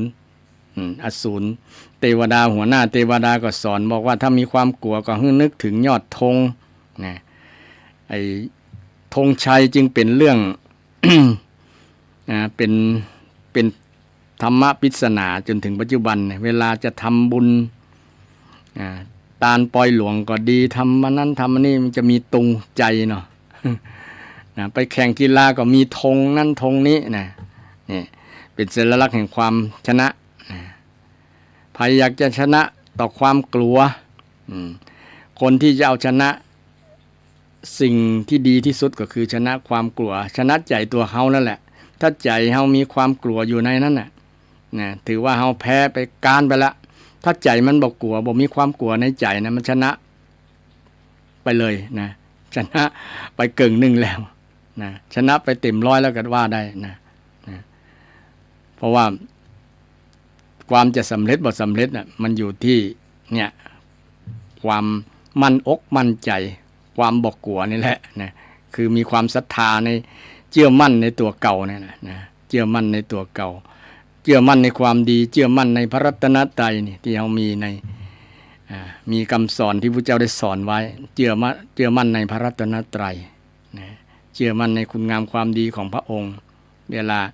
เรามีความกลัวความสะดุ้งความหวาดวิตกกังวลอย่างต่างๆเกิดขึ้นในใจมันย่อมมีทุกคนเช่นมีการมีงานก็กลัววิตกกังวลว่าจะบ่เรียบร้อย กลัวจะอันนั้นจะอันนี้เนี่ยกลัวงานจะเสียหน้าเสียตาอันนั้นอันนี้เนี่ยเกิดความกลัวแล้วถ้าใช้วิธีที่พระเจ้าได้สอนไว้นะถ้าเกิดความกลัวพวกนี้นึกถึงธรรมะพระเจ้าก่อนในธรรมะในคำสอนของพระองค์โดยเฉพาะนึกถึงธรรมะเนี่ยมันเป็นข้อปฏิบัติให้แก้ปัญหาทุกอย่างนะธรรมะของพระเจ้านะเหมือนคนนึกถึงได้นึกระลึกนึกได้แล้วว่าโอ้เวลามีปัญหาจะใช้ธรรมะข้อนี้มันก็แก้ได้เลยไปโดยปริยายนะซึ่งก็เป็นธรรมะที่ดีสำหรับทุกคนที่จะแก้ปัญหากับความกลัวความวิตกกังวลต่างๆที่จะเกิดขึ้นนะหรือมันเกิดขึ้นแล้วเนี่ยเขาจะนึกแยะจะใดบางคนมันแยะอย่างบอกแยะอย่างก็บ่ถูกเนาะบอกอย่างก็บ่ได้เพราะว่ามันมืด8ด้านไปหมดแต่ถ้า เอาฝึกนะมันฝึกระลึกนึกถึงพระรัตนตรัยบ่อยๆคำว่าอุบาสกอุบาสิกาแปลว่าผู้อยู่ใกล้พระรัตนตรัยผู้นั่งใกล้พระรัตนตรัยเนี่ยก็คือนึกถึงพระรัตนตรัยบ่อยๆถึงแม้จะอยู่บ้านก็ตามอยู่วัดก็ตามอยู่ที่ไหนก็ตามนึกถึงพระคุณของพระพุทธเจ้านะนึกถึงคุณของพระพุทธเจ้าเคยมีเรื่องเล่าว่าละอ่อนนะละอ่อนเป็นมีละอ่อนหลายศาสนามาอยู่ด้วยกันนะเวลาเกิดความกลัวนี่จะยะจะใดนี่ต่างศาสนาคิดกันให้นึกถึงพระเจ้าเนอะนี่อิสลามก็นึกถึงพระเจ้าเหมือนกันนะศาสนาอื่นนึกถึงพระเจ้าเหมือนกันศาสนาพุทธนึกถึงพระรัตนตรัยนี่เวลาความกลัวแต่มีคนหนึ่งบ่มีศาสนามันบอกว่าจะนึกถึงอย่างนั้นมันก็เลยกลัวช็อกนะใจขาดไปอย่างตายไปเพราะว่ามันบ่มีที่เปิ้งนะศรัทธานะคนที่มีศาสนานี่จะดีนะเวลาเกิดความกลัวอย่างที่เรื่องเล่าเด็กที่บ่มีศาสนาเนี่ยนะมันบ่เชื่อเรื่องศาสนาพวกนี้เวลาตกใจเวลานั้นมันทำใจลำบากนะมันช็อกไปเลยนี่ประโยชน์ของการระลึกนึกถึงที่มีศาสนาเป็นที่เปิ้งเป็นที่ระลึกนะแต่ศาสนามีพระเจ้าก็นึกถึงพระเจ้าได้สอนคุณงามความดีจะได้นึกถึงนั่นน่ะนะแต่เฮาโชคดีมากๆญาติโยมที่มีพระรัตนตรัยเป็นที่เปิ้งที่ระลึกเนี่ยนะทำให้ เป็นสิ่งที่เป็นสรณะที่เปิ้งอันสูงสุดนะที่เราบอกอายไผ่แล้วก็มีความภาคภูมิใจที่เราได้มานับถือพุทธศาสนาอันนี้บ่ได้อวยได้ ได้ยกย่องสรรเสริญเกินความจริงมันเป็นญาติโยมนะอาตมาก็ถือว่าอาตมานี่ก็มีบุญที่ได้เกิดมาได้บวชในพุทธศาสนานะได้มาศึกษาทำคำสอนของพระองค์แล้วก็นำคำสอนที่ได้ศึกษามาเล่ามาบอกกับศรัทธาแห่งกรรมหนึ่งเพื่อเป็นประโยชน์ต่อนะเพื่อเผยแผ่ต่อศรัทธาก็จะไปเล่าต่อแล้วนำไปประพฤติปฏิบัติต่อกันไปนะเป็นการแผ่คุณงามความดีนะแผ่คำสอนของพระพุทธเจ้าเวลามีเพศมีภัยอย่างต่างๆพระเจ้าสอนวิธีนี้นะสอนให้กับภิกษุบาสกบาสิกาทั้งหลายที่มีความบาดกลัวมีปัญหาต่างๆมีความวิตกกังวลต่างๆในชีวิตเนี่ยให้นึกถึงพระพุทธนึกถึงพระธรรมคุณงามความดีของพระพุทธนึกถึงคุณงามความดีของพระธรรมนึกถึงคุณงามความดีของพระสงฆ์ที่ห้องว่าคุณพระรัตนตรัยนะคุณพระรัตนตรัยนะแก้วประเสริฐ3ประการนี้ศรัทธานึกถึงไว้บ่เสียหลายมีแต่ประโยชน์บ่เสี่ยงตังสักบาทนะนึกถึงพระรัตนตรัยบ่เสี่ยงตังมีแต่ประโยชน์แต่บางคนไปนึกถึงอย่างกับบ่ฮู้นะนึกถึงสิ่งที่บ่ใช่เป็นแก้วรัตนะ นึกถึงแต่แก้วแต่ขวดบางคนนะ นึกถึงแต่แก้วแต่ขวดบ่ได้นึกถึงพระรัตนตรัยแก้วอันประเสริฐเนี่ยแต่นึกถึงแก้วขวดนั่นก็นะทำให้เพิ่มปัญหานะสร้างปัญหาเพิ่มปัญหามานะแต่เราบางคนมีปัญหานะเครียดนะกินเหล้าเครียดกินเหล้านะ เครียดเสพยาเครียดเสพยานะมีปัญหาเสพยาแทนที่จะนึกถึงถ้ ถ้าเรามีปัญหาเนี่ยเราจริงๆจะได้เห็นก็นึกถึงพระพุทธนึกถึงพระธรรมคำสอนพุทธเจ้าสอนจะได้เห็นเวลามีปัญหาเนี่ยเวลามีความทุกข์เนี่ยมันมีคำสอนอยู่หรอนะมีคำสอนอยู่ในพระธรรมคำสอนของพุทธเจ้าเนี่ยมีนะแต่เราอาจจะบ่สนใจบ่ฮู้บ่ได้ว่าเวลาเรามีปัญหาเกิดขึ้นกับชีวิตประจำวันของเราเนี่ยเราลืมไปลืมนึกถึงพระพุทธพระธรรมพระสงฆ์คนแต่ก่อนนักปราชญ์ล้านนาเอาทั้งหลายเนี่ยเพิ่นจะมีวิธีสอนลูกสอนหลานเนี่ยเกี่ยวให้อยู่ใกล้พระรัตนตรัยโดยเฉพาะชาวล้านนาของเราเนี่ยเป็นคนใจบุญใจกุศลอยู่ใกล้พระรัตนตรัยอยู่แล้วนะใกล้วัดใกล้วาฮักวัดฮักวาฮักพระฮักเดนอุปถัมภ์ประถากอย่างดีในส่วนนี้ต้องเจริญพรนั้นโมทนาขอบคุณในคุณงามความดีที่ในฐานะเป็นอุบาสกอุบาสิกาอุปถัมภ์ประถากวัดวาศาสนาให้พระสงฆ์องค์เจ้าได้ศึกษาเราเรียนได้ปฏิบัติธรรมได้น้อมนำธรรมะคำสอนไปเผยแผ่นี่เป็นกิจกรรมที่ดีงามที่ศรัทธาญาติโยมคอยอุปถัมภ์ประถากวัดวาศาสนานี่ก็เป็นผลคุณงามความดีที่ศรัทธาที่มีต่อพระรัตนตรัยมีต่อวัดวาศาสนาของเราการนึกถึงพระธรรมพระธรรมก่อนนึกถึงที่เราสวดว่าสวากขาโตภควตาธัมโมสันทิฏฐิโกอากาลิโกเอหิปัสสิโกโอปนัญญิโกปัจจตังเวทิตโพวินโยหิถึงตอนเนี้ยศรัทธาคงส่วนนักคงจะสวดกันได้เนาะสวดเพื่อน้องว่าสวดอิติปิโสอิติปิโสคือพระคุณของพระรัตนตรัยนะคุณพระรัตนตรัยนั่นเองบทเนี่ยสวากขาโตภควตาธัมโมธรรมที่พระผู้มีพระภาคเจ้าตรัสไว้ดีแล้วธรรมเนี่ยธรรมะที่พุทธเจ้าได้หันได้แสดงเนี่ยพระองค์ตรัสไว้ดีแล้วถูกต้องแล้วถูกต้องถ้าไผว่าบ่ถูกต้องไปแย้งไปโต้แย้งไปเถียงเลย พุทธเจ้าท้าต่อการพิสูจน์เลยว่าบ่จริงก็ลองทดลองดูแลสวากขาโตถูกต้องเช่นครูสอนว่า1+1เป็น2พุทธเจ้าก็สอนลักษณะนั้นตามหลักความเป็นจริงเลย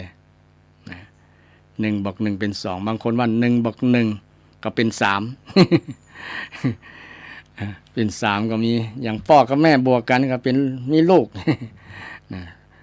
คนบางคนมันแย้งในลักษณะที่เป็นมุกตลกมุกตลก1+1ก็เป็น2 2 -4ก็เหลือ2เนี่ยเป็นลักษณะนั้นสูตรพระพุทธเจ้าตรัสไว้บาปก็คือบาปบุญมีบาปมีเนี่ยพุทธเจ้าได้ตรัสไว้อย่างนี้ไผจะแย้งพ่องบางคนว่าบ่มีลักเปิ้น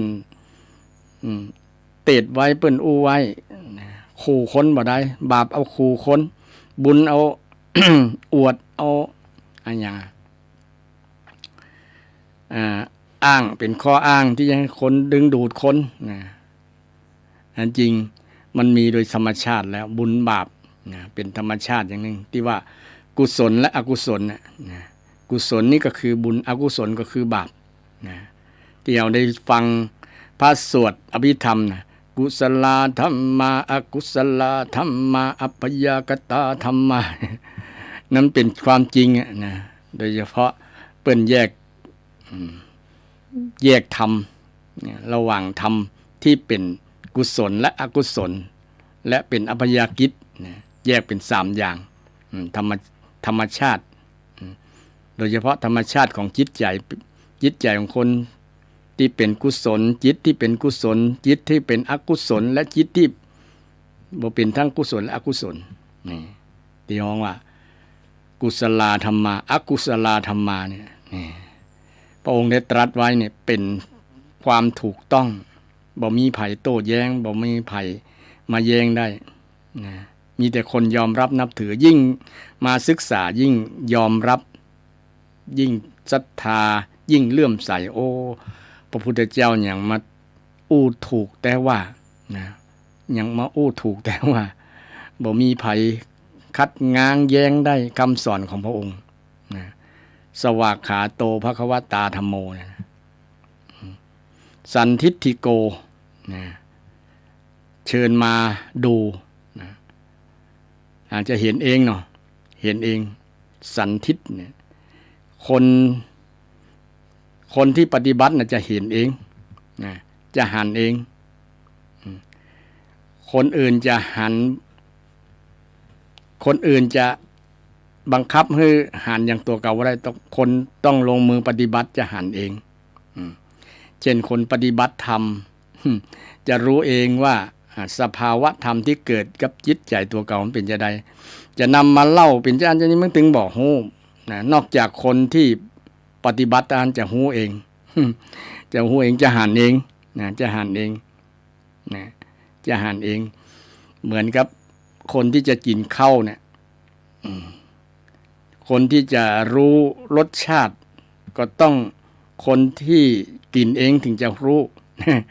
ถึงจะรู้ว่ารสเปรี้ยวหวานมันเค็มเป็นจะได้นะมันอธิบายเป็นคำอู้คำจาบ่ได้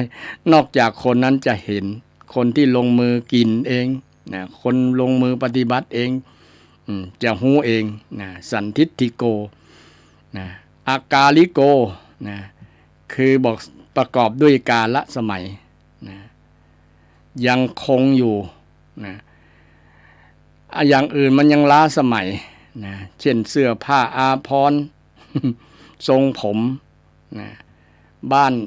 สิ่งที่คนปรุงแต่งสร้างขึ้นมาเนี่ยมันจะล้าสมัยแต่ศีลธรรมคำสอนของพระพุทธเจ้าเนี่ยยังเป็นเครื่องอาภรณ์ที่ประเสริฐอยู่ตลอดเวลาสีลังอภรนังเศรษถังศีลธรรมเนี่ยเป็นอาภรณ์อันประเสริฐสำหรับคนตลอดไปใส่เมื่อใดก็งามเมื่อนั้นนะประดับเมื่อใดก็งามเมื่อนั้นสีลังอภรนังเศรษถังเนี่ยศีลเป็นอาภรณ์อันประเสริฐนะแต่ถ้าเป็นเสื้อผ้าเนี่ยแค่ปี2 ปีก็ล้าสมัยเนี่ยอย่างเพลงก็เหมือนกันเพลงฟังสักปี2 ปีก็ล้าสมัยแล้วนะฟังบ่ม่วนแล้วแต่ธรรมะของพระพุทธเจ้าเนี่ยฟังเมื่อใดนะม่วนในธรรมในเบื้องต้นนะอาทิกัลยานังมัชเชกัลยานังปริโยสานกัลยานังนะทั้งเบื้องต้นท่ามกลางที่สุดนะ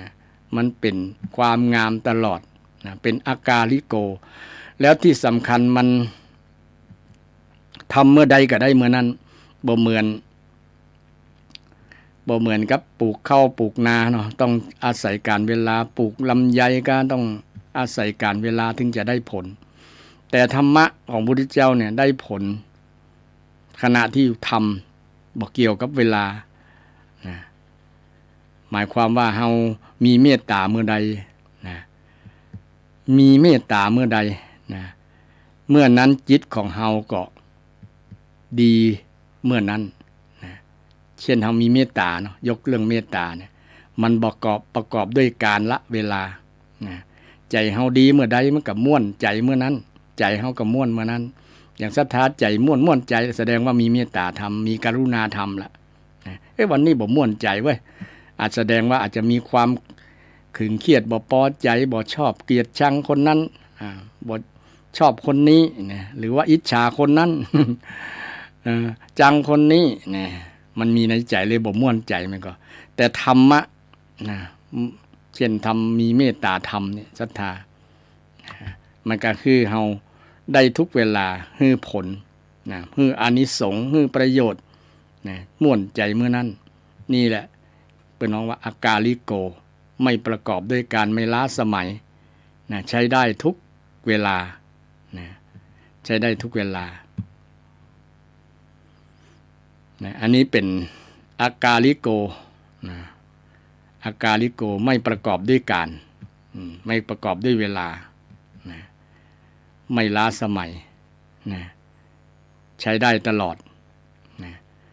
แหมเป็นหมื่นปีเป็นล้านปีก็ยังแบบเนี้ยนะมันก็ยังเป็นธรรมะความดีงามอยู่ตลอดเวลาเป็นอย่างเงี้ยนะมันคงความดีอยู่เนี่ยนะธรรมะแปลว่าสภาพที่ทรงไว้ซึ่งสภาพของมันนะธรรมะเนี่ยนะเช่นความดีก็ทรงไว้ซึ่งความดีของมันความชั่วก็ทรงไว้ความชั่วของมันเป็นอย่างนี้นะมันประกอบด้วยกันนะคือเป็นนี้ตลอดเป็นอย่างนี้ตลอดนะเป็นอย่างนี้ตลอดไปนะและต่อมาก็คือคุณงามความดีของพระธรรมเอหิปัสสิโกนี่เชิญมาพิสูจน์เลยนะจงมาดูเนี่ยนะจงมาดูเอหินะท่านจงมาดูนะจงมาพิสูจน์เลยนี่ธรรมะของพระพุทธเจ้าเนี่ยท้าทายนะท้าทายให้คนมาดูคนมาพิสูจน์เอหิปัสสิโกนี่เชิญมาดูเชิญมาพิสูจน์นะเป็นแนวเดียวกับหลักวิทยาศาสตร์เนาะเป็นเข้ากับหลักวิทยาศาสตร์นะเชิญมาพิสูจน์มาตั้งสมมุติฐานมาวิเคราะห์มาทดสอบดูว่าคำสอนมันจริงมันแท้ก่อมันถูกต้องก่อนี่พิสูจน์ได้เลยนะพุทธเจ้าท้าเลยนะแต่บ่ได้ท้าทายเนี่ยท้าขึ้นมาพิสูจน์ ไม่ได้ท้าทายไม่ได้อวดเด่นอวดดี นะแต่มีดีมาอวดนะไม่ได้อวดดีแต่มีดีมาอวดนะธรรมะคำพุทธสอนพุทธเจ้าเนี่ยเป็นของดีที่ควรนำมากล่าวมาชื่นมาชมว่ามันเป็นของดีนะธรรมะของพุทธเจ้าเนี่ยเอหิปัสสิโกเนี่ยลองมาดูนะเช่นเราจะดูลักษณะความเช่นความมีเมตตาเนี่ยไผมีเมตตาเนี่ยมันดีจริงก่อถ้าคนมีเมตตาดีจริงไหมเนี่ยทำไมถึงให้แผ่เมตตากันเนี่ยทำไมถึงให้แผ่เมตตาให้กันเนี่ยถ้าบ่ดีจริงเนี่ยเราก็สามารถปฏิเสธได้เมตตามันตรงกันข้ามกับความโกรธความเกลียดมันก็ศรัทธาทดสอบได้เลยว่าระหว่างจิตที่มีความเกลียดชังเนี่ยกับจิตที่มีเมตตาเนี่ยผลมันเป็นจะได้เนี่ยเราทดสอบได้เลยนะทดสอบกับตัวเฮานี่แหละโดยสังเกตตัวเฮาเวลาเฮาเดือดร้อนใจมันเดือดมันวุ่นมันวายเนี่ยแล้วแสดงว่านะเฮาถูก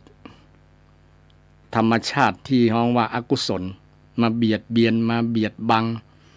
มาประทุษร้ายใจเฮาแล้วนะมาประทุษร้ายใจแต่เมื่อใดใจเฮาม่วนใจเฮาเย็นสบายนะเบาสบายบ่วิตกกังวลบ่เดือดร้อนสบายใจเย็นสบายเนี่ยแสดงว่าเฮามีเมตตาธรรมมีเมตตาธรรมอยู่ในจิตในใจนะโดยเฉพาะคนที่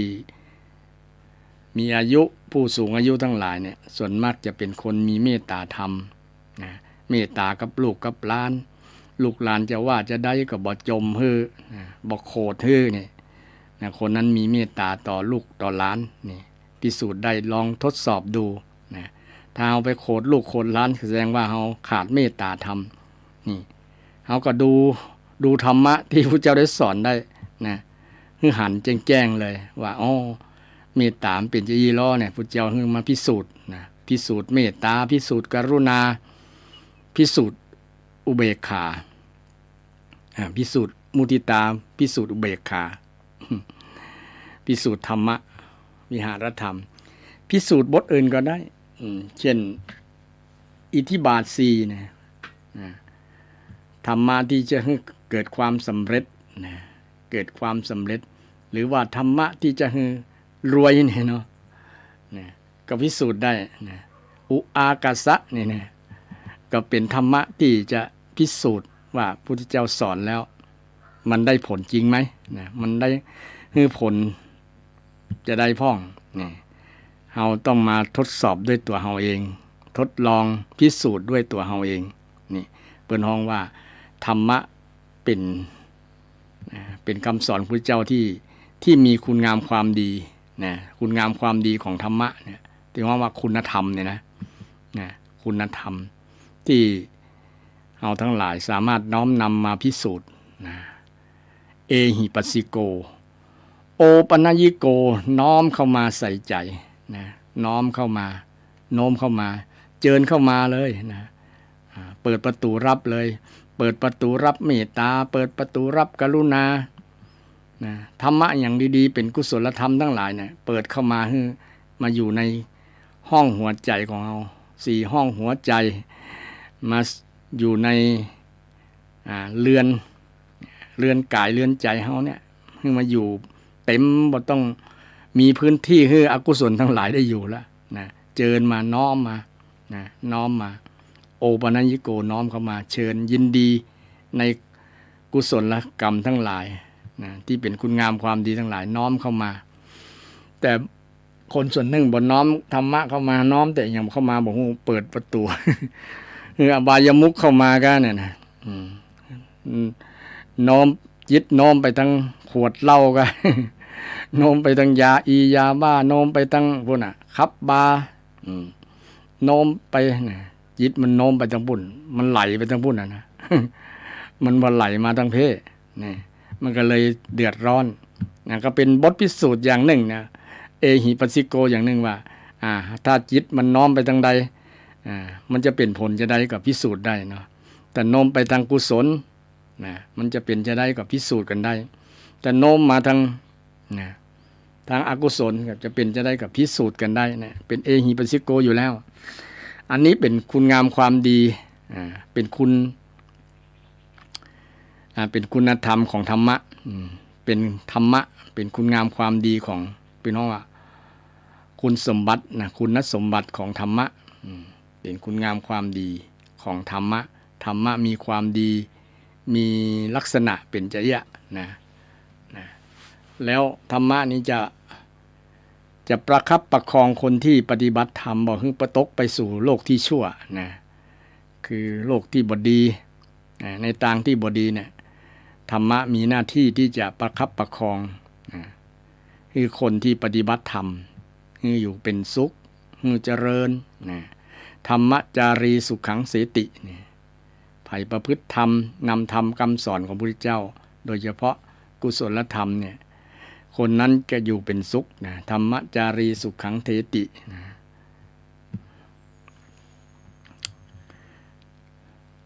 ซึ่งเป็นธรรมะที่เราควรระลึกนึกถึงเวลาเรามีความกลัวมีปัญหาชีวิตเนี่ยนึกถึงธรรมะพุทธเจ้าได้สอนไว้ต่อไปนึกถึงพระสงฆ์ที่ฮ้องว่าสรณังสังฆังสรณังคัจฉามิตะกี้เราผ่านมา2แล้วเนาะ2รัตนตรัยคือพุทธังสรณังคัจฉามิธัมมังสรณังคัจฉามิและสังฆังสรณังคัจฉามิเฮาถึงพระรัตนตรัยคือพระสงฆ์เป็นสรณะเป็นที่ระลึกสรณะแปลว่าระลึกนึกถึงคำสอนนึกถึงความดีของพระสงฆ์คำว่าพระสงฆ์นั้นมี2สงฆ์คือสมมุติสงฆ์และอริยสงฆ์สมมุติสงฆ์สมมุติคือสงฆ์โดยสมมุติหมายถึงพระสงฆ์องค์เจ้าทั่วไปอย่างเช่นอาตมาเนี่ยเป็นสมมุติสงฆ์ที่คำว่าสมมุติคือตั้งกันในระหว่างแต่งตั้งกันจำได้ว่ารูปนี้ชื่ออันนี้นี่อย่างอาตมานี่พระสงฆ์ก็ได้ตั้งพระมหากษัตริย์ได้ตั้งชื่อว่าพระครูสิรินี่พระครูสิริอมราวิรัติเป็นพระครูนี่การ ที่ว่าเป็นการที่ชื่อว่าพระครูสิริก็ถูกแต่งตั้งโดยพระมหากษัตริย์แต่งตั้งโดยพระมหากษัตริย์ที่แต่ก่อนมี คณะสงฆ์ได้แต่งตั้งก็ไป เสนอให้พระองค์ได้ลงปรมาภิไธยเดี๋ยวนี้ก็มอบอำนาจให้กับพระมหากษัตริย์หลายๆอย่างตั้งแต่แต่งตั้งพระสังฆราชเป็นต้นมาจะต้องผ่าน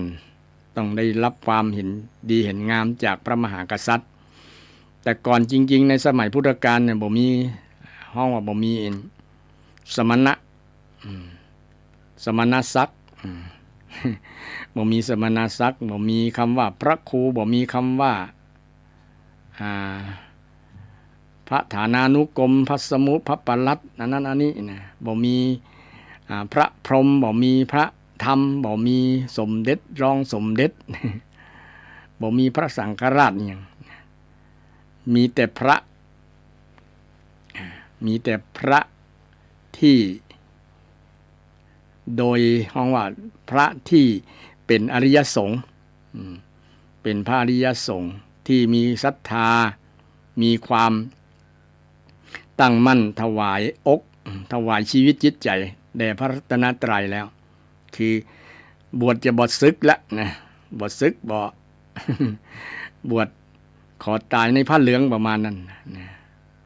แต่เดี๋ยวนี้เราจะหันว่ามีพระสงฆ์องค์เจ้าหลายๆรูปหลายๆตนที่ทำพิษทำอย่างต่างๆก็เพราะว่าเจตนาในบวชนั้นอาจจะบ่ถวายชีวิตกับพระรัตนตรัย ก็เลยเกิดปัญหาบางคนก็มีปัญหาจากต่างบ้านมาลบมาลี่บวชลบบวชลี่ก็มีเนาะบางคนนะบรรดาที่มานี่เป็นพระสมมุติสงฆ์ เรียกกันตั้งเรียกชื่อกันแต่พระอริยสงฆ์นี่คือพระสงฆ์ที่ได้บรรลุธรรมตั้งแต่โสดาบันเป็นต้นไปบรรลุธรรมตั้งแต่โสดาบันเป็นต้นไปมีพระโสดาบันมีพระกัสสกทาคามีอนาคามีและสูงสุดคือพระอรหันต์พระอรหันต์คือจะมีธรรมะเป็นเครื่องวัดธรรมะเป็นเครื่องวัดธรรมะเป็นเครื่องวัดเช่นพระโสดาบันเนี่ยจะละข้อที่ห้องว่าเป็นกิเลสระดับที่พระที่จะเป็นอริยบุคคลเนี่ยจะต้องละได้แต่พระสมมุติสงฆ์นี้ก็ยังละบ่ได้เดือ แต่พระโสดาบันเนี่ยพระโสดาบันอาจจะเป็นได้ทั้งคฤหัสถ์ญาติโยมก็ได้อย่างศรัทธาบางผู้บางท่านฟังอยู่อาจจะเป็นพระโสดาบัน3ข้อนี่คืออย่างพ้อง1สักกายทิฏฐิละสักกายทิฏฐิได้ทิฏฐิแปลว่าความเห็นสักกายะแปลว่าเห็นว่ามีตัวมีตนการเห็นว่ามีตัวมีตนเนี่ยละได้มันบ่มีตัวมีตนแต่ๆแล้วนะมันเป็นอนัตตาไม่ใช่ตัวตนเป็นอนัตตาร่างกายของเฮานั้นมันไม่ใช่ตัวใช่ตนแต่มันเป็นขันธ์5มันเป็นสิ่งที่ปรุงแต่งโดยธรรมชาติมันบ่มีตัวเฮาและบ่มีตัวเขานี่สักกายทิฏฐิมีความเห็นแบบเนี้ยร่างกาย32ประการผมขนเล็บฟันหนังนี่มันเป็นเครื่องประกอบกันมาจุ่มนุมอยู่ในร่างกายมีตามีหูมีจมูกแยกไปแล้วพุทธเจ้าแยกไปกับมีธาตุ4มีรูปมีเวทนาสัญญาสังขารอย่างที่กล่าวมาแล้วนี่เป็นส่วนของกายและเป็นส่วนของจิตกายและจิตเนี่ยห้องภาษาพระเพิ่นว่ารูปนามรูปเนี่ยแต่ถ้าไผก็ห้องกันว่านามรูปมันก็จะยากต่อการจำยากต่อการสื่อสารกันก็เลยตั้งชื่อนายแดงนายดำอย่างต่อมาก็พ่อแม่ตั้งชื่อว่าจำลองเนี่ยนะเด็กชายจำลองแต่เดี๋ยวนี้ก็มีชื่อซ้ำกันนักเหมือนกันก็บ่เป็นหยังเพราะว่าคนละพ่อละแม่คนละบางคนก็อยู่คนละอำเภอละจังหวัดไปนี่แต่มันหลายคนนะเป็นล้านๆคนก็ย่อมมีซ้ำแน่นอนแต่ก็บ่มีปัญหาในการที่จะสื่อสารกันเพราะว่ามันตั้งชื่อกันหลากหลายนี่เป็นสมมุติบัญญัติตั้งชื่อกัน บัญญัติโยขันธปัญญัติ อันที่ในพิธรรมมาฟังศรัทธาบัญญัติธาตุธาตุสี่ธาตุนั้นนะบัญญัติคือตั้งชื่อเหือนะ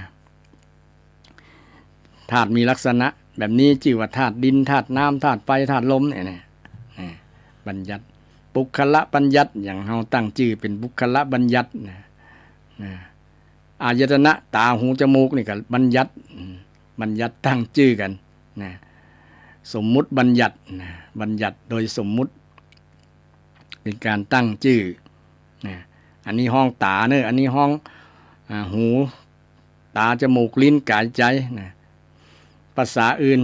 คนที่อื่นก็อาจจะห้องต่างกันนะเช่นภาษาอังกฤษกับห้องอายนะตาอายจมูกโน้ตนี่เป็นต้นเนาะจึงก็เป็นภาษาเมื่อแยกกันแล้วมันจะบ่มีตัวฉีกเป็นชิ้นถอดออกเป็นชิ้นนะเหมือนกับอะไรรถยนต์มาประกอบกันกับห้องว่าเป็นรถยนต์เอาล้อมาใส่เอาพวงมาลัยมาใส่เอาตัวถังมาใส่เอาประตูมาใส่เอาไฟเอาเครื่องยนต์มาใส่เอาน้ำมันพร้อมกันแล้วก็เป็นรถยนต์นะรถยนต์ห้องรถยนต์ยี่ห้อนั้นยี่ห้อนี้กันเป็นการตั้งบัญญัติตั้งชื่อกันห้องชื่อกันว่ามันจะได้สื่อสารกันเข้าใจนี่แต่ความเป็นจริงมันเพียงมีแต่รูปกับนามนะรูปกับนามไม่มีตัวกูของกูไม่มีเขาไม่มีเรานี่คนที่มีความเห็นลักษณะนี้เป็นว่าโสดาบันจะเริ่มเกิดขึ้นละ พระโสดาบันจะเริ่มเกิดนะ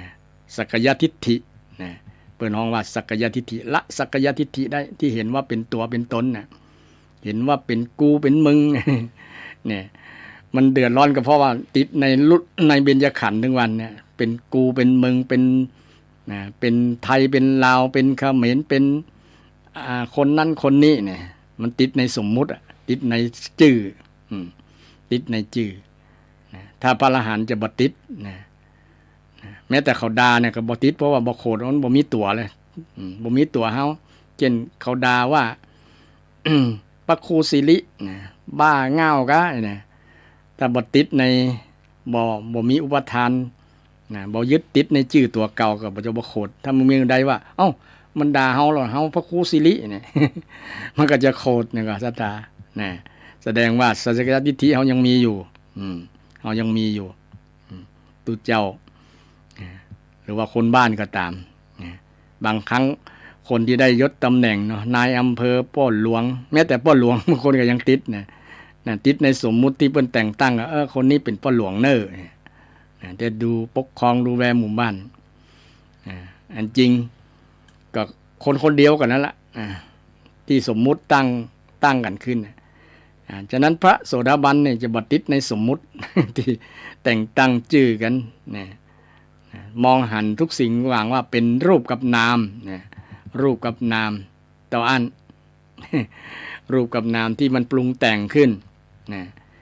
ที่ห้องว่านายแดงนายดำนายขาวนายยาวนายสั้นอย่างก็ว่าแต่กันไปเพื่อสื่อให้เกิดความหมายอันนี้เป็นคุณสมบัติของพระอริยบุคคลขั้นที่ห้องว่าโสดาบันที่ละได้แล้วจะเริ่มเป็นโสดาบันจะบ่ติดในชื่อตัวเก่า ในความเป็นตัวเป็นตนนะในความเป็นตัวเป็นตนเนี่ยจะบ่มีในจิตในใจของพระโสดาบันนะสักกายทิฏฐิละได้เลยนะได้เลยอันนี้อธิบายความหมายศรัทธาเข้าใจบ่เข้าใจจะได้กระกิ้งกลางมาได้เนอะ นะ053114332วันนี้กำลังอู้เรื่องคุณของพระสงฆ์อยู่นะแต่อู้เรื่องพระสงฆ์คือศรัทธาญาติโยมสงฆ์มี2อย่างสมมุติสงฆ์กับอริยสงฆ์ตะกี้กำลังอู้เรื่องอริยสงฆ์ขั้นโสดาบันพระโสดาบันนี้ต้องละธรรม3อย่างนะธรรมที่ว่านั้นข้อที่1คือสักกายทิฏฐิคือ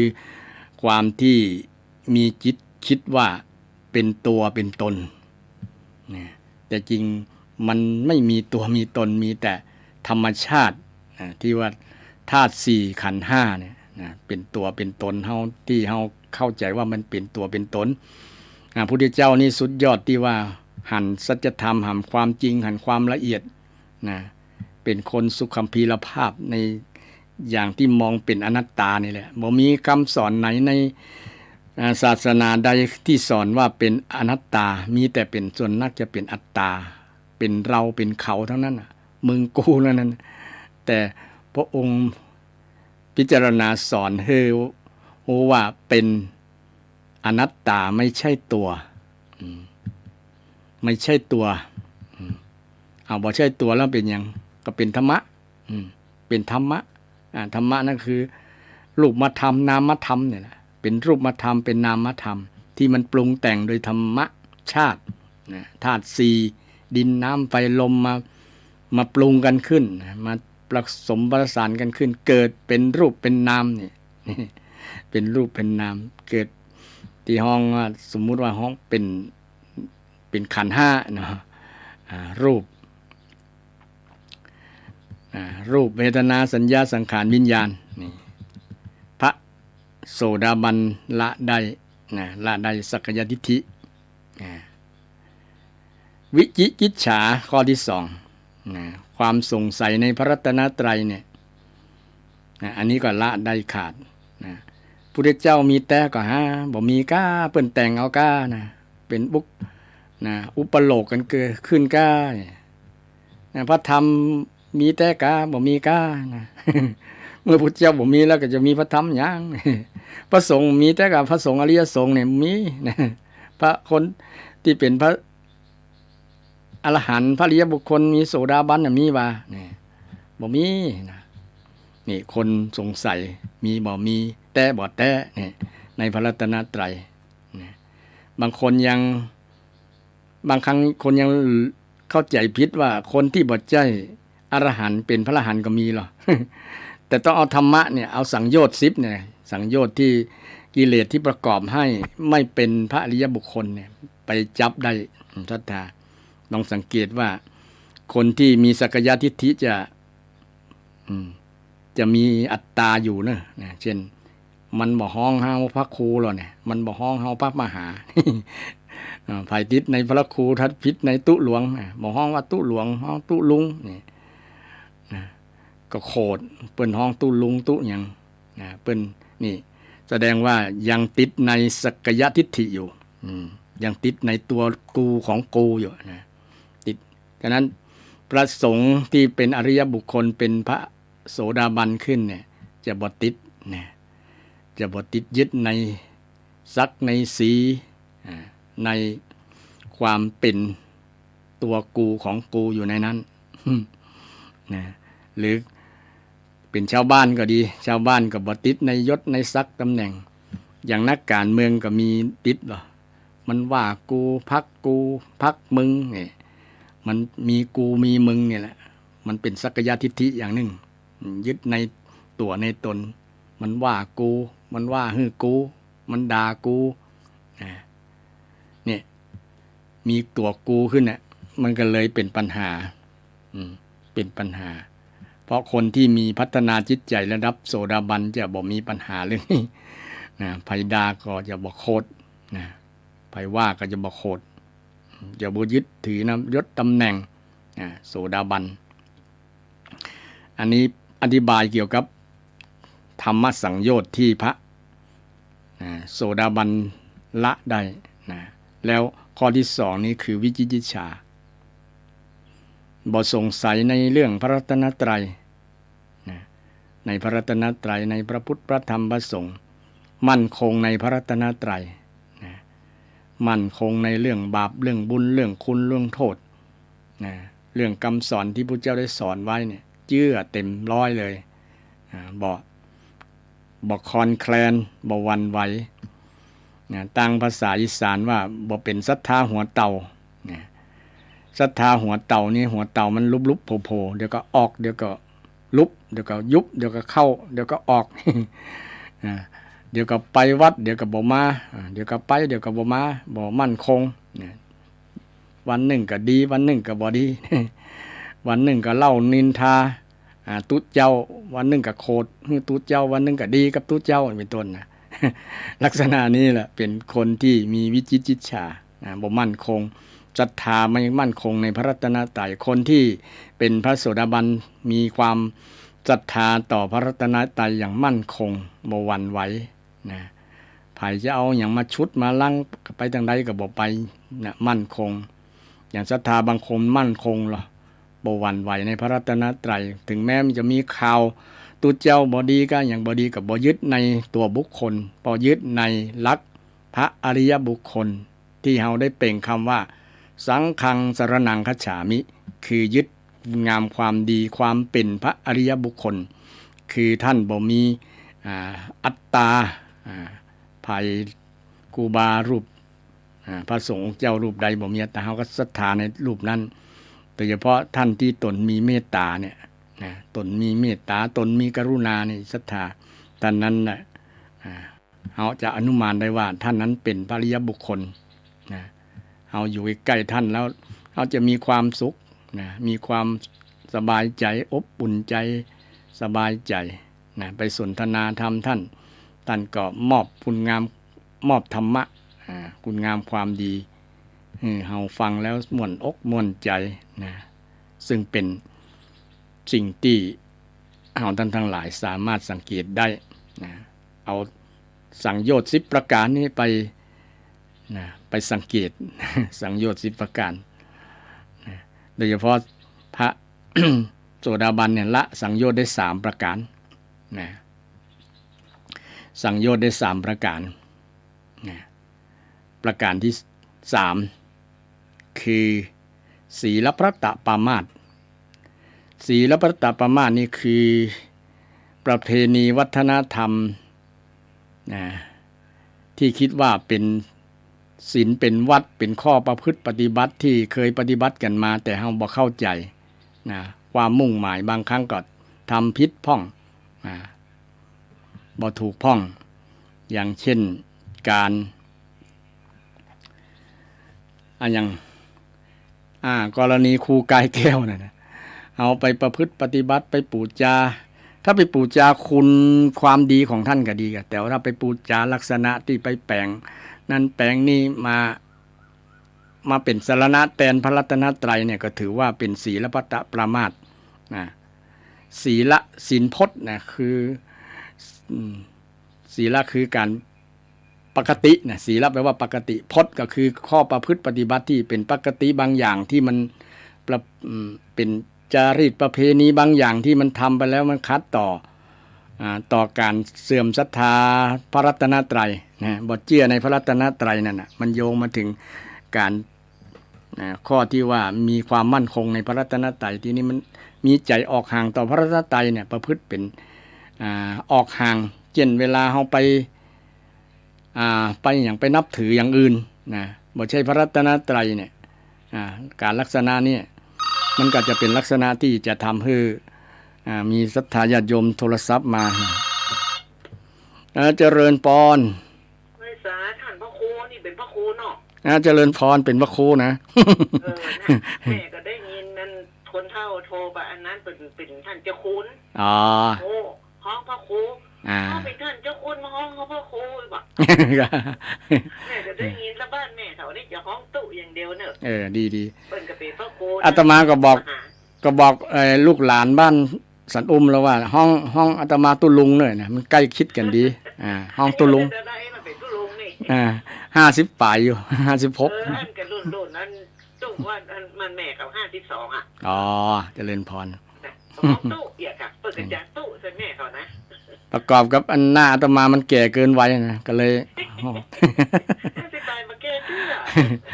ก็เลยห้องตู้มันใกล้คิดกันดีนะถ้าห้องพระครูเนี่ยมันคงจะมันไกลกันนะมันไกลเป็นคนจันระดับจันเนี่ยมันเป็นแล้วลูกแม่ห้องตุ๊ปี้แล้วแต่จะห้องด้วยนะบางคนก็ห้องพระมหาแต่ก่อนเป็นพระมหาเนาะนั่นก็แล้วแต่ก่อนเป็นพระมหาเดี๋ยวเป็นพระครูเป็นตู้นะเจริญพรลูกแม่ได้30 ฝ่ายนะห้องตุ๊ปี้เจริญพรห้องตุ๊ลุงเขาตุ๊นาเป็นบอกว่าห้องตุ๊ปี้ก่อนไม่เพนะเจริญพรอยู่ที่ป่าล้านมันก็ฮะเจ้าเจริญพรขอบคุณแม่ที่ฟังประจำที่อยู่ป่าล้านเนาะ เพิ่นก็โทรมาบ่อยๆศรัทธาอยากจะสนทนาธรรมกันเนี่ยก็เรียนเชิญเจริญพรได้เนอะยังเวลายังหลายอยู่นะยังสัก8 นาที เดี๋ยวนี้ก็ได้2:51 นาทีแล้วเนาะยัง8 นาทีนะเปิดโอกาสให้ศรัทธาอยากจะสนทนาธรรมกันตะกี้เรื่องของการระลึกนึกถึงพระสงฆ์เนาะที่เรื่องพระสงฆ์ว่าพระสงฆ์ที่เปิ้นฮ้องว่าพระอริยบุคคลน่ะนะมี8จำพวกแต่สรุปมี4จำพวกมี4ระดับนะระดับ1ก็คือพระโสดาบันระดับที่2ก็คือสกทาคามีระดับที่3อนาคามีระดับที่4สูงสุดก็คือพระอรหันต์นะ4ประเภท4บุคคลเนี้ยเป็นพระอริยบุคคลที่เฮาได้เปล่งคำว่าสังฆังสรณังคัจฉามิแม้แต่อาตมาเป็นตุเจ้าเป็นสมมุติสงฆ์ก็ยังได้เปล่งคำยอมรับนับถือเคารพสักการะพระสงฆ์ที่เป็นอริยบุคคลนะยกมือสุดหัวละนะว่าท่านมีคุณงามความดีอย่างน้อยก็เป็นพระโสดาบันที่กล่าวว่าละสักยทิฏฐิละวิจิกิจฉาละศีลพัตตปรามาสนะความประพฤติที่เป็นประจำที่ครูบาอาจารย์แปลว่าถือมั่นศีลพจน์นะฮะข้อประพฤติปฏิบัติบางอย่างที่มันจะทำให้ออกห่างจากพระรัตนตรัยนั่นแหละคือข้อที่จะข้อที่พระโสดาบันเปิ้นละได้นะเพราะว่าข้อประพฤติปฏิบัติบางอย่างนี่มันส่วนต่างกับความเป็นพระอริยบุคคลนะแล้วก็มันจะห่างจากพระรัตนตรัยมันจะออกห่างใจจะออกห่างจากพระรัตนตรัยนะมันก็ไกลมันบ่มั่นคงในพระรัตนตรัยมันจะไกลไว้ความเป็นพระอริยบุคคลนะเปิ้นฮ้องว่าศีลพัตตปรามาสถือมั่นศีลพจน์รูปๆคำๆเปิ้นฮ้องว่ารูปคลำนะบ่ถึงแต่บ่ถึงพระรัตนตรัยแต่นะรูปๆคำๆบ่มาถึงสักเตื้ออย่างเฮากราบพระพุทธกราบพระธรรมกราบพระสงฆ์เนี่ยต้องกราบให้ถึงเป็นว่ากราบพระพุทธให้อย่าไปสะดุดทองคำกราบพระธรรมอย่าไปสะดุดพระไตรปิฎกกราบพระสงฆ์อย่าไปสะดุดที่อย่าไปติดที่พระลูกพระหลานบางครั้งเรากราบพระไปสะดุดที่พระพุทธเจ้าเนาะกราบพระเจ้าอยู่ในพระวิหารก็ดีอยู่ในโบสถ์อย่างก็ดีเนาะเฮาก็จะพิจารณากราบพระองค์นี้แปลงด้วยทองคำแปลงด้วย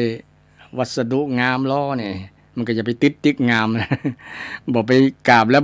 บอกไปนึกถึงพระรัตนตรัยนึกถึงคุณของพระพุทธเจ้า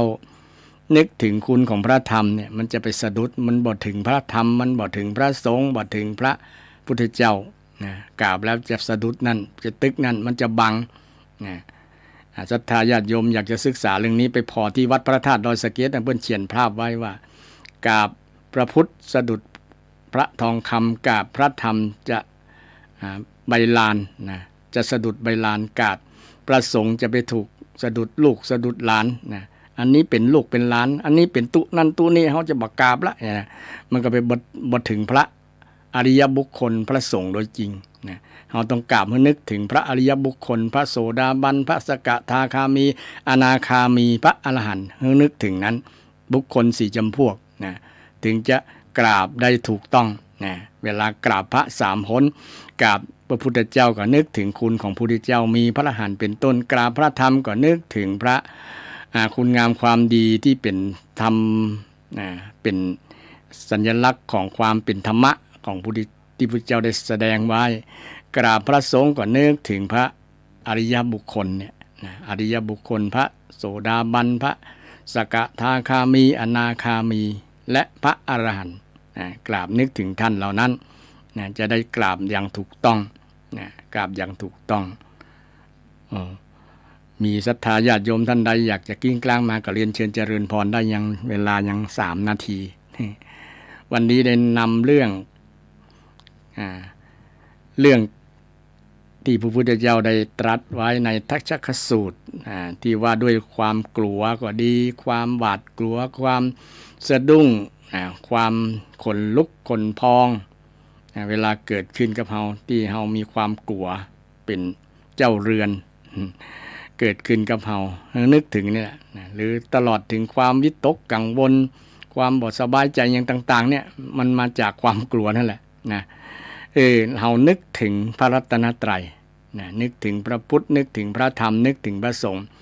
คือได้ชื่อว่าเฮาเป็นอุบาสกอุบาสิกาผู้นั่งใกล้พระรัตนตรัยอุบาสกอุบาสิกาแปลว่าผู้นั่งใกล้พระรัตนตรัยนะนั่งใกล้อยู่ใกล้บอกว่าจะอยู่บ้านอยู่ที่ไหนอยู่ที่การที่ทำการทำงานก็ตามเฮาก็อยู่ใกล้ตลอดนะเวลาเฮาจะ